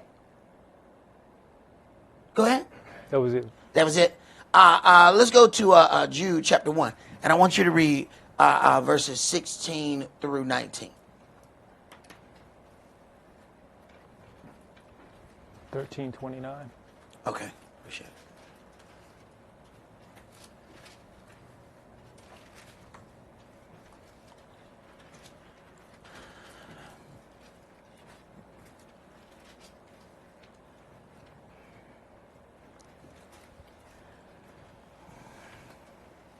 Verse 16. These are murmurers, complainers, walking after their own lusts, and their mouth speaks great swelling words, having men's persons in admiration because of advantage. Now, when I encountered this when my elder was alive, I noticed, and I've spoken about it before, how, there was this guy who he was completely nice to me. And I really thought he was a really good guy. And then I hear my elder just going in. And I was like, who is the elder talking about? And come to figure out it was this guy. And, I immediately thought, man, why is elder so mean about this guy? And I realized that guy was being nice to me because he wanted something from me. And you often find people have this thing. Because he did music, he was nice to everybody who could rap, sing, or play any kind of instrument. Everybody else he was a total a-hole to. Because he could not get anything out of them. Now, I didn't see that. Other people started coming to me and was saying how nasty he was to them. And I was like, really? He was nasty to you? He's never been nasty to me. And then I had to sit back and see something. It was like, whoa, that was nasty. And they said, yes, he does that to everybody except the people he wants to use. Interesting. Go ahead. But beloved, remember you the words which were spoken before of the apostle of our Adonai Yahshua HaMashiach, how that they told you there should be mockers in the last time, who should walk after their own ungodly lusts. These be they who separate themselves, sensual, having not the Spirit. They separate themselves. That means they don't want to repent. They don't want to work on anything. They don't want to fix it. They want to let the little tink-tink get all the way to a grinding until the whole engine explodes. They will remember your number, though, when their engine explodes. Okay? They won't remember it as long as everything works out. Okay? As long as everything working out, they don't know your number. They're going to remember your number when the engine explodes. Trust me. Let's go to Genesis chapter 25.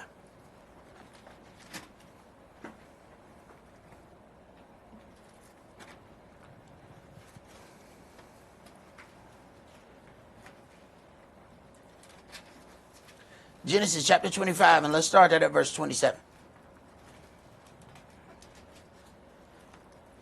And the boys grew, and Esau was a cunning hunter, a man of the field, and Jacob was a plain man, dwelling in tents. So let's look at the difference of this. Esau is supposed to be a man's man. He's a hunter. He's a man of the field. He's a man of some physical stature. Jacob, or Israel, is a plain man dwelling in tents. Go ahead. And Esau loved Esau because he did eat of his venison. He's proud of the man boy. He's a man. He's physically strong. He has a presence. All right, go ahead. But Rebekah loved Jacob. Mm-hmm. He got sense. Mama said, I love this boy. This boy here got sense. The other one's strong and stupid. And his action going to show you he's stupid. You ain't got to take my word for it. Keep going.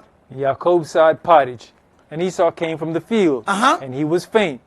And Esau said to Jacob, feed me, I pray you, with that same red pottage, for I am faint. Therefore was his name called Edom. Uh-huh. And Jacob said, sell me this day your birthright. And Esau said, behold, I'm at the point to die.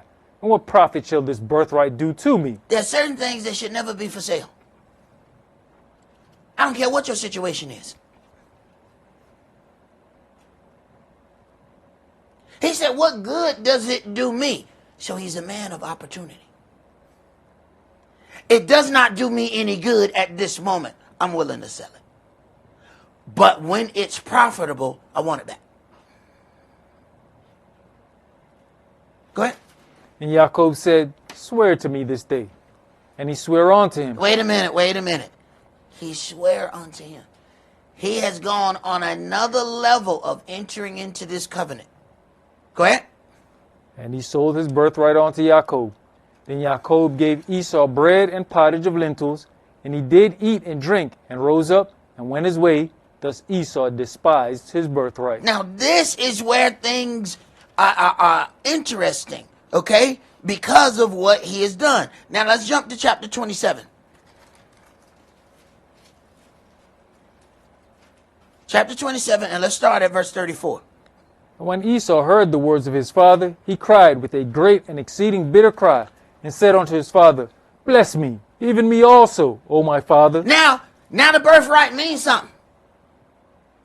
Now the birthright means something because now it's profitable unto him. This is our opportunist work. It didn't mean it. He said, I'm about to starve. What good does it do me? Now all of a sudden it means something. The value has changed. Go ahead. And he said, your brother came with subtlety and has taken away your blessing. Never mind that you sold it. Say your brother has come and he has slickly taken away what was yours. But I guess he didn't tell the daddy that, well, I did kind of sell it. You did what? Understand how Yahweh will do something. He told David, I have anointed you king. Yeah. But the crown is on his head. Go get it. What? Yahweh said, I've given you this land. It's my land. Yes, it is. Now just go right over there and take it. What?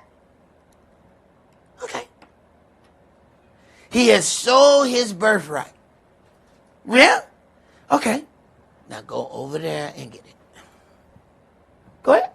And he said, is not he rightly named Jacob? Now, even his name say he's a supplanter.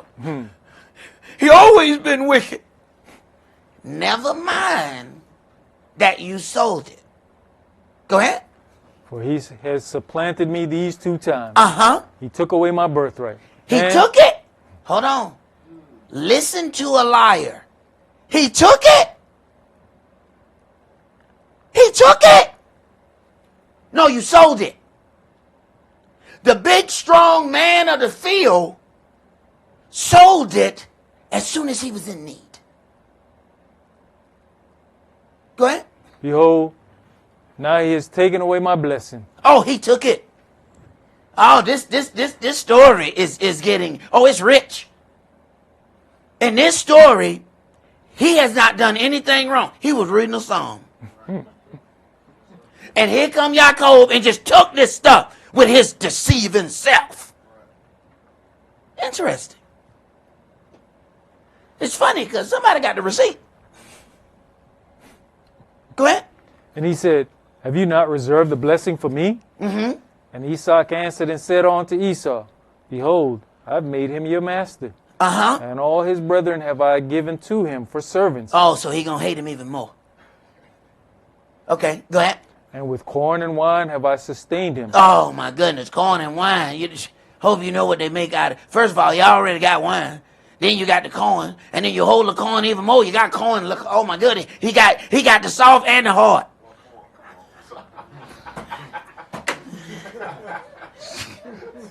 Go ahead, bro. And what shall I do now unto you, my son? And Esau said unto his father, Have you but one blessing, my father? Bless me, even me also, O my father. And Esau lifted up his voice and wept. And Esau his father answered and said unto him, Behold, your dwelling shall be the fatness of the earth, and of the dew of heaven from above. And by your sword shall you live, and shall serve your brothers. Wait a minute. By your sword you shall live. He is constantly on crash out mode. This is how he lives. Constantly ready to crash. He don't have no other options. Go ahead. And it shall come to pass, when you shall have the dominion, that you shall break his yoke from off your neck. And Esau hated Yaakov because of the blessing wherewith his father blessed him. He hates him. But just like a hypocrite, he smiles at him, looking for the opportunity to stab him. Go ahead. And Esau said in his heart, the days of mourning for my father are at hand. Then will I slay my brother Yaakov. Right. I'm going to pretend until the time is right. Sounds just like Cain and Abel, huh? He sought for opportunity to slay his brother. Go ahead. And these words of Esau, her eldest son, were told to Rebekah. And she sent and called Jacob, her younger son, and said unto him, Behold, your brother Esau, as touching you, does comfort himself, purposing to kill you. Now therefore, my son, obey my voice, and arise, flee you to Laban my brother to Haran, and tarry with him a few days until your brother's fury turn away, until your brother's anger turn away from you, and he forget that which you have done to him. He was gone 20 years. Go for a couple days. He come back 20 years later. Right. Right. See, some people, this is how some people hold anger. Right. They hold anger in years, not days. Even when they are to blame. Go ahead. Then will I send and fetch you from thence. Why should I be deprived also of you both in one day? And Rebekah said to Esau, I am weary of my life because of the daughters of Heth. If Jacob take a wife of the daughters of Heth, such as these which are of the daughters of the land, what good shall my life do me? What good shall my life do me? Now, he has so much envy of his brother, it even influenced how he married because of what his brother had. Now, the Bible says that Esau despised his birthright because he was willing to sell it off for such a minuscule price. When you sell your birthright, you are in essence selling off your children's inheritance. Esau was dysfunctional and believed, as many dysfunctional individuals believe, he thinks that crashing out for his birthright shows how much love he has for the birthright. When living for something is how you show your love for it. Making sacrifices and denying yourself to provide for it shows your love. Esau had already revealed his inner weakness by selling his most prized possession for something that could have easily been purchased elsewhere. This is where the crash out becomes necessary. Because he accidentally exposed his weakness, he now needs to apply the crash out method to reverse the feeling of weakness that he has for selling his prized possession for a trinket. He now must be separated from his brother because his brother has now become a symbol of his own weakness. The people who are aware that he has sold his prized possession for a mere trinket will never see him as the strong men of the field ever again. Once that cat is out of the bag, it ain't never going back in. The act of crashing out is a one-time action meant to show affection for a person, place, or thing. For most people, crashing out is a last resort after all other measures have been proven unsuccessful. But for those who feel inadequate in their abilities, crashing out is their only option. When an individual has chosen the crash out option, they have lost all faith. They believe that their unalived carcass will be a sign of their loyalty and dedication. Let's go to Isaiah chapter 50, and I want you to read verse 1.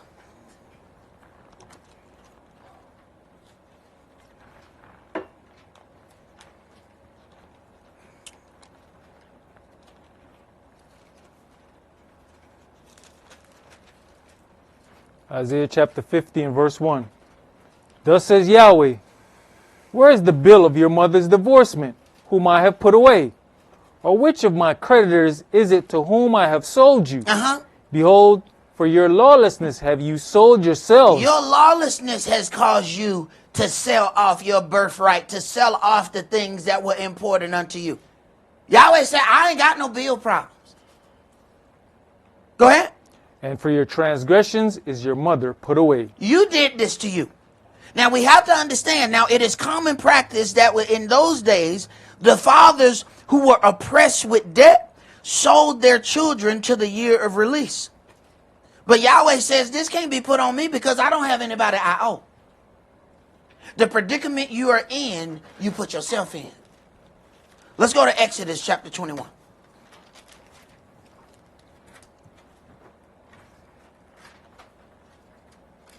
See, them self-inflicted wounds are the hardest ones for us to deal with. Did nobody wound us? We wounded us. Exodus chapter 21. Let's read verses 1 through 9. Now these are the judgments which you shall set before them. If you buy an Hebrew servant, 6 years he shall serve, and in the 7th he shall go out free for nothing. All right. So if you buy a Hebrew servant, these people have gotten in hard times, so they're able to accept a price for their offspring. Go ahead. If he came in by himself, he shall go out by himself. If he were married, then his wife shall go out with him. If his master have given him a wife, and she have borne him sons or daughters, the wife and her children shall be her master's, and he shall go out by himself. And if the servant shall plainly say, I love my master, my wife, and my children, I will not go out free, then his master shall bring him unto the judges. He shall also bring him to the door, or unto the doorpost, and his master shall bore his ear through with an awl, and he shall serve him forever. That's what an earring is. Go ahead. And if a man sell his daughter to be a maidservant... Why would he sell his daughter? Why would a man sell his daughter? What kind of situation would he be in to cause him to sell his daughter? Go ahead. She shall not go out as the men servants do.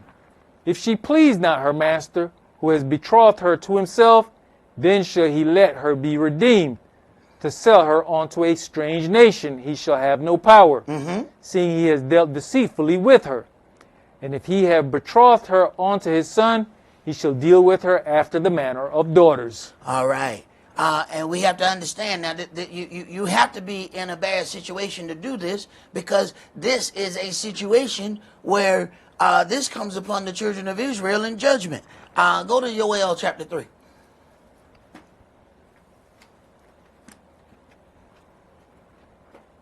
(9:33). Appreciate it.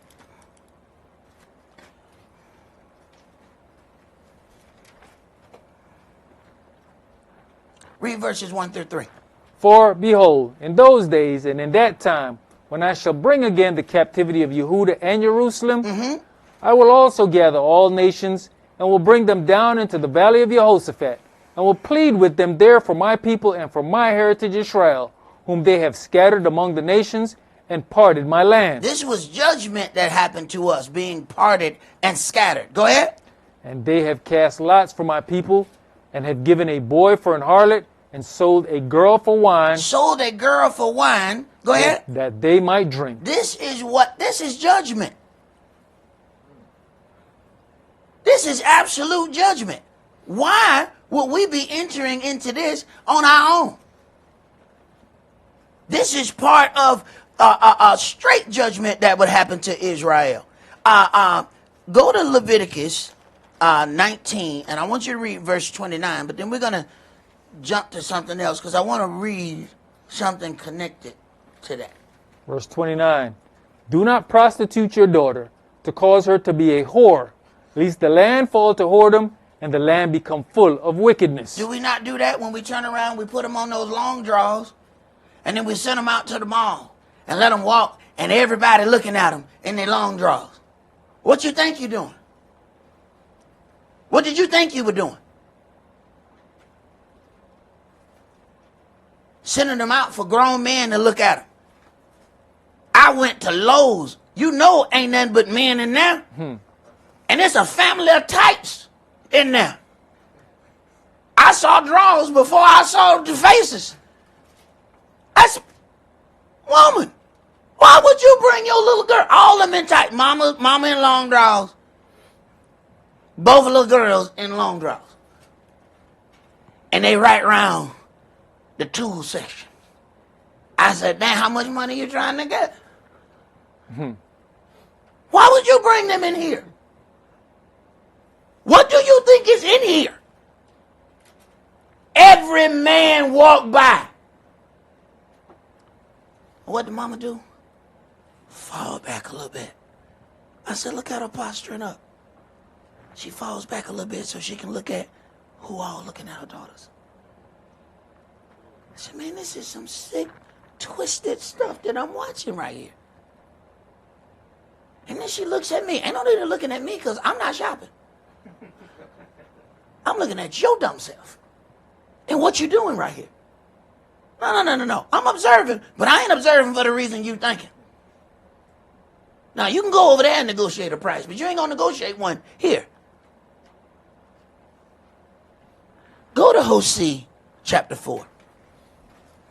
Hosea chapter 4 and verse 11. Whoredom and wine and new wine take away the heart. My people ask counsel at their stocks, and their staff declares unto them. For the spirit of whoredoms has caused them to err, and they have gone a whoring from under their Elohim. They sacrifice upon the tops of the mountains, and burn incense upon the hills, under oaks and poplars and elms, because the shadow thereof is good. Therefore your daughters shall commit whoredom, and your spouse shall commit adultery. I will not punish your daughters when they commit whoredom. Wait a minute. I ain't going to punish them. Yahweh said, I am not going to punish them. Go ahead. Nor your spouses when they commit adultery. For themselves are separated with whores, and they sacrifice with harlots. Therefore the people that does not understand shall fall. Right. And we think it's cool because we allow our people to hang out with these individuals. Now, it is written that there shall be false messengers of the Mashiach. How can we be witnesses for Yahweh and refuse to be called by his name? It is a common practice that the children are named after their father. If he is indeed our father, then why would we willingly allow a name that glorifies a pagan god to be placed upon us? As it is written, if my people which are called by my name, my people are called by my name, they're not called by some other name, shall humble themselves and pray and seek my face. How do you seek his face? We have to understand that when we are being called by something, we are also being called of the spirit that surrounds the name or the title that we are being called by. Let's go to Isaiah chapter 44, and we're going to read verses 1 through 5.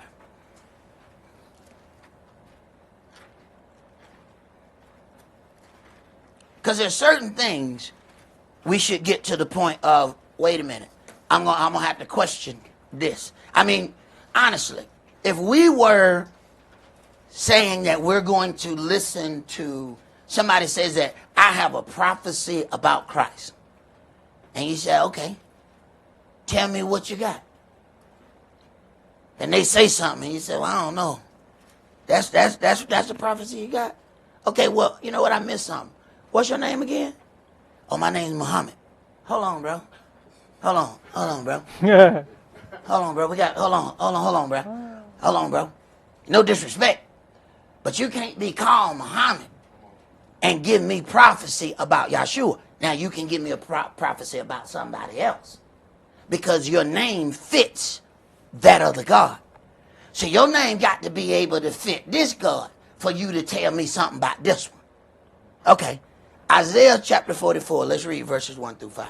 Yet now hear, O Yaakov my servant, and Israel whom I have chosen. Thus says Yahweh that made you, and formed you from the womb, which will help you. Fear not, O Jacob, my servant, and you, Yeshurun, whom I've chosen. For I'll pour water upon him that is thirsty, and floods upon the dry ground. I'll pour my spirit upon your seed, and my blessing upon your offspring. And they shall spring up as among the grass, as willows by the watercourses. One shall say, I am Yahweh's. And another shall call himself by the name of Jacob. All the names that are recognizable to Israel. Go ahead. And another shall subscribe with his hand unto Yahweh, and surname himself by the name of Israel. So then you should be able to hear the name and know that they are a part or have submitted themselves unto Yahweh. All right, let's go to Exodus chapter 23. Because Yahweh was pretty serious about this.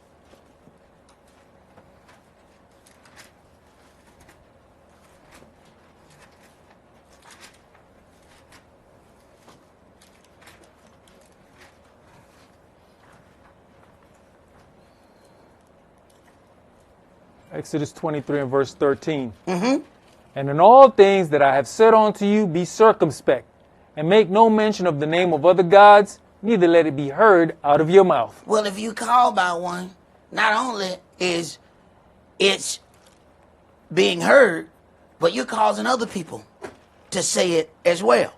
So now, in allowing that, you not only become false witnesses unto man, but you're also becoming false witnesses unto my Elohim, while speaking his name and at the same time glorifying the pagan deity.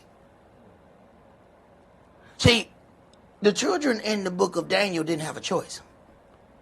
They were given those names.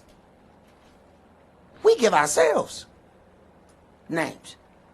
And if you're in charge, why would you give yourself one that glorifies a pagan god? Why would you do that? That is $1 million question. Let's go to Deuteronomy chapter 12. Well, as we go there, what was it? Ibrahim Toure over there in Burkina Faso just put it in law that, no, if you come from here, you're going to have a name that reflects that you come from here. You don't come up in here and tell me that your name is Dennis. Right. Right. And even when we encounter those other people, they're giving you their American name because they've chosen a title to be called here. You'll find out that they folks still call them their ethnic name. They're giving us a name for us to say because they said, you know what? You're not going to be able to say this name. And it's going to be difficult for me to do business. So I take on the title of John. So everybody here will call me that. But when I go home, they call me by my ethnic name. Go ahead. These are the statutes and judgments which you shall observe to do in the land, which Yahweh Elohim of your fathers give you to possess it, all the days that you live upon the earth. You shall utterly destroy all the places wherein the nations which you shall possess serve their gods, upon the high mountains, and upon the hills, and under every green tree. And you shall overthrow their altars, and break their pillars, and burn their groves with fire. And you shall hew down the graven images of their gods, and destroy the names of them out of that place. You shall destroy the names of them out of the place. Yahweh don't want to be associated with the other gods. So the practices that he knew they do, he made sure he drew a line in between them so you can't play both sides of the fence. Case in point, you'll find in one culture, the women cover their face. In Hebrew culture, that's a whore. He made it very difficult for you to play both sides. Because if you over there and this is what you call righteous, when you come over here, the brother's going to say, well, how much? That's going to be very hard to keep flipping and flopping. Yahweh knew that. He said, oh, they have all them trees around where they worship. Don't have none of them trees around my holy place. We think it's a coincidence that the people came out with an amazing deal. They said, look, man, on that side over there where y'all going to worship at, I cut all the trees down. I said, look, man, we ain't got the money. They come back, look, man, we already out here. Your neighbor done cut down 21 trees, man. Come on, man, let us do this. I said, man, we ain't got the money. They said, well, we'll do it for this. I said, well, wait a minute. Let me call somebody. 'Cause that sounds like a good deal. All right. See, Yahweh will force you to do right, even when you ain't trying to. All right. He don't want to be associated with what they do. So when you bring that middle of the road thing, he has a problem. Go ahead. You shall not do so unto Yahweh your Elohim, but unto the place which Yahweh your Elohim shall choose out of all your tribes to put his name there, even unto his habitation shall you seek, and thither shall you come. All right. When we understand that, we understand you cannot just name yourself anything. What means one thing in one language can mean something else in another. Okay?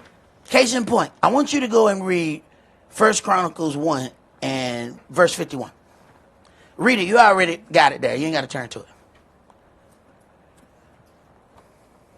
Hadad died also, and the dukes of Edom were Duke Timnah, Duke Eliah, Duke Yethid. Now, we know there's a singer named Eliah. We know we like certain language. It even sounds like it end in Yah. Read the definition of it. Go to the next graphic. Eliah, H5933, Hebrew in origin. Eliah or It's Alva. Hebrew. Go ahead. Eliah or Alva equals evil. A Duke of Edom, root Alva H5932. Injustice, unrighteousness, iniquity or lawlessness. Now, what if you just picking something because it sound good or it sound like it end in Yah, but you ain't did none of the research on that according to our word? Go ahead. Strong's from H5766. Now, this is the root that it comes from. Go ahead. Moral perverseness, iniquity. Now, we have to consider some things. Now, what are you calling upon yourself? Now, this is one of the dukes of Edom. Edom is sworn enemies of Israel. So, if you have something that is a sworn enemy of Israel, do you expect to get along with it? I want you to read something else. Go to Genesis chapter 14. And I want you to read verse 18. I think you already got it there. You ain't got to turn. And Melchizedek, king of Salem, brought forth bread. Melchizedek, I want you to pay attention to king. Go ahead.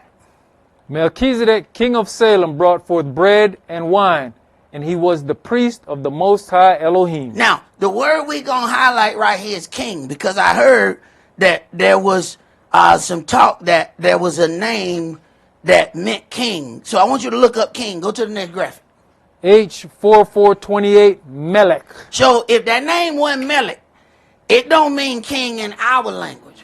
Maybe it means king in the language of another god.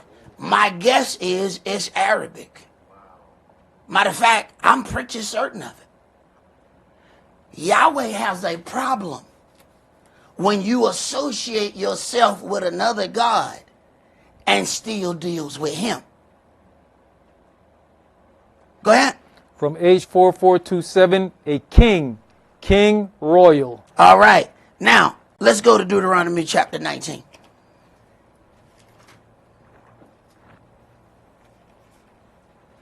See, the word says what the word says. You can get angry with the messenger, or you can get angry with the word. But if we study the word to show ourselves approved, then we going in the word to decide what kind of spirit we're going to call upon ourselves.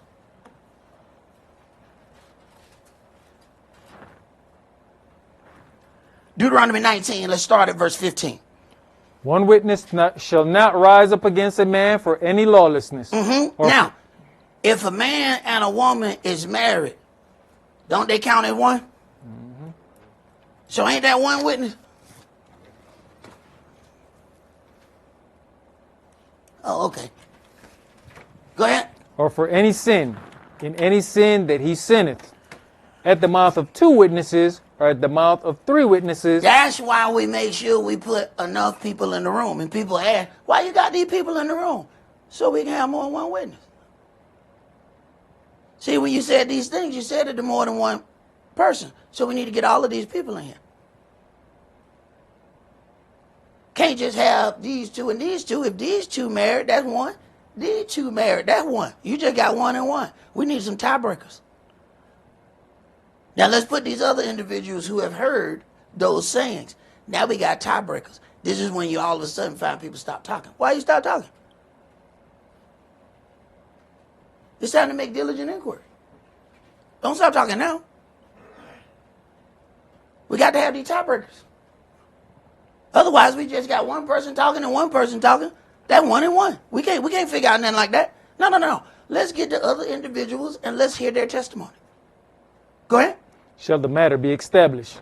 If a false witness rise up against any man to testify against him that which is wrong, then both the men between whom the controversy is shall stand before Yahweh, before the priests and the judges, which shall be in those days. And the judges shall make diligent inquisition. The judges shall make diligent inquisition. Otherwise, if you let things go, other people's faith is being overthrown because they believed the false testimony. So who didn't just sit there and let them people lie on him? Go ahead. And behold, if the witness be a false witness and has testified falsely against his brother, then you shall do unto him as he had taught to have done unto his brother. Now the question is, what was the intent to do unto his brother? See, a lot of times we end up facing some issues and we don't know where they come from. See, you may be having an issue with an individual, but that person was doing their job. Then we go to our job and go through all kind of hell and we say, these people being unfair to me. No. What you were doing was messing with somebody while they were working. So Yahweh brought you the same hell at your job. We think we can separate that. We can go over here and we ain't got to worry about nothing. Oh, no. Yahweh gonna tell all them devils where to go. It's at 3419 Johnson Terrace. Make sure you go right there. Go to the 2nd floor and ask for Bob. That's his manager. What the hell is going on? No. He's bringing you what you brought. So don't be surprised when it shows up. Go ahead. So shall you put the evil away from among you. And those which remain shall hear and fear, and shall henceforth commit no more any such evil among you. And your eyes shall not pity. Your eyes shall not pity. You think you're doing something righteous when you slow it down. No, you need to let it go. Go ahead. But life shall go for life, eye for eye, tooth for tooth, hand for hand, foot for foot. Right. As they have done, let it be done. Let us hear the conclusion of that matter. Let's go to Proverbs chapter 16. See, Yahweh's word is going to be his word whether we say it or not. Yahweh didn't need me to say his word for him to do what he was going to do. He going to do what he going to do anyway.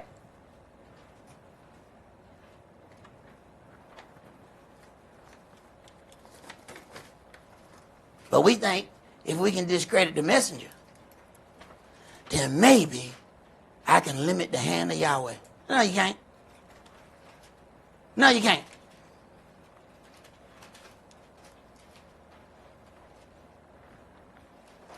Proverbs 16, let's start at verse 1.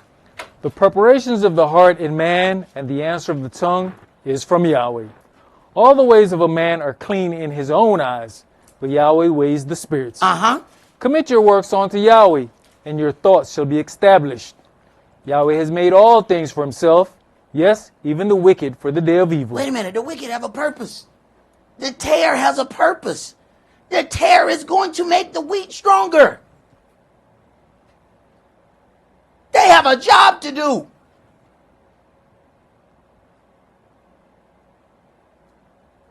You can't go in the weight room and not have a dumbbell. You got to have something to press. Go ahead. Everyone that is proud in heart is an abomination to Yahweh. Though hand join hand, he shall not be unpunished. By mercy and truth, lawlessness is purged, and by the fear of Yahweh, men depart from evil. When a man's ways please Yahweh, he makes even his enemies to be at peace with him. Right. That's why you go to work and they leave you alone. See? That's why you go to work. They bother everybody but you. But then when you get off mistreating his people, then now he finna show up at your job. And now you wonder, I can't believe Susan and human resources keep messing with me like this. I don't even know her.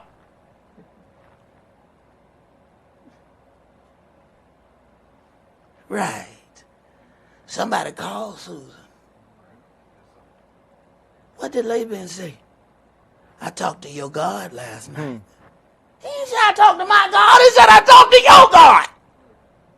And he told me, be careful what you say to him. Because that's my servant. You better not say nothing good or bad. Your words better be right down the middle, Jack. Wait a minute. Susan got instructions to come at you. She didn't just pick your name out of a hat. No. Somebody said, have you considered? Put your name in that blood. Now, why was your name considered? See, we like to separate those two worlds as if Yahweh only has power over us when we got a kufi on. But if we take the kufi off, Yahweh can't see us. He didn't even know I was over here. Right. Go ahead. Better is a little with righteousness than great revenues without right. A man's heart deviseth his way, but Yahweh directs his steps. A divine sentence is in the lips of the king. His mouth transgressed not in judgment. A just weight and balance are Yahweh's. All the weights of the bag are his work. It is an abomination to kings to commit wickedness, for the throne is established by righteousness. It is an abomination for kings to commit wickedness. Now that's interesting.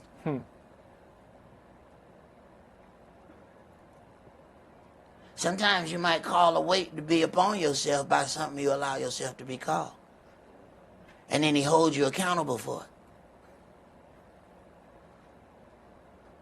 See, when those people came and bowed down to Cephas, they said, don't you do it. The angel wouldn't let it. Hey, you going to serve something, serve Yahweh.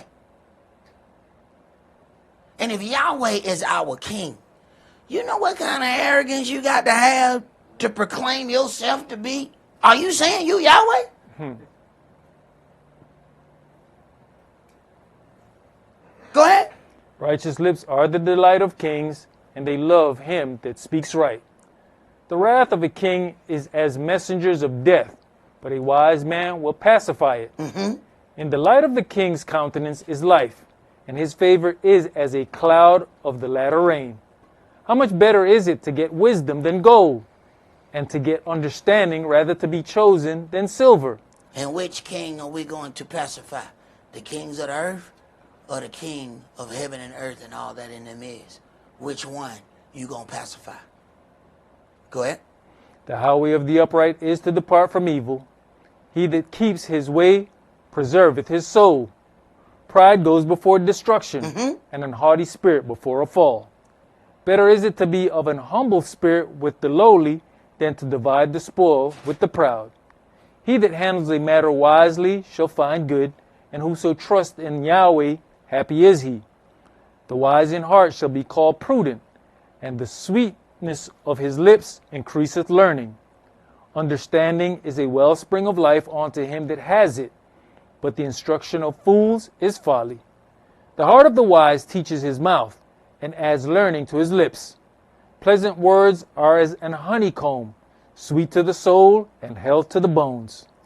There is a way that seemeth right unto a man, but the end thereof are the ways of death. He that laboreth, laboreth for himself, for his mouth craves it of him. An ungodly man digs up evil, and in his lips there is as a burning fire. A froward man sows strife, and a whisper separates chief friends. A whisper separates chief friends. You have to be careful about all that whispering. What, we pillow talking? We can't talk in an open room with everybody? Why you got to be pulled to the side? Be careful about being pulled to the side. Was this really a secret matter? Why you have to pull me to the side? You find out sometimes you're being pulled to the side because that person got a version, that person got a version, that person got a version. Can't say it all together because they all got different versions. Go ahead. A violent man entices his neighbor and leads him into the way that is not good. He shuts his eyes to devise forward things. Moving his lips, he brings evil to pass. The hoary head is a crown of glory if it be found in the way of righteousness. You're not just having a crown of glory just because you old. If you old and still don't walk right, you don't get a crown of glory. Go ahead. He that is slow to anger is better than the mighty. And he that rules his spirit than he that takes a city. The lot is cast into the lap, but the whole disposing thereof is of Yahweh. Right. Men will do what men will do, but the end result is going to come of Yahweh. Let us be careful about the things. As my elder would always say, be careful how you hear what you hear, lest you allow your faith to be overthrown by some corrupt communication. That's all that we're going to do for today. Remember the Sabbath to keep it holy. Shabbat shalom. Shabbat shalom.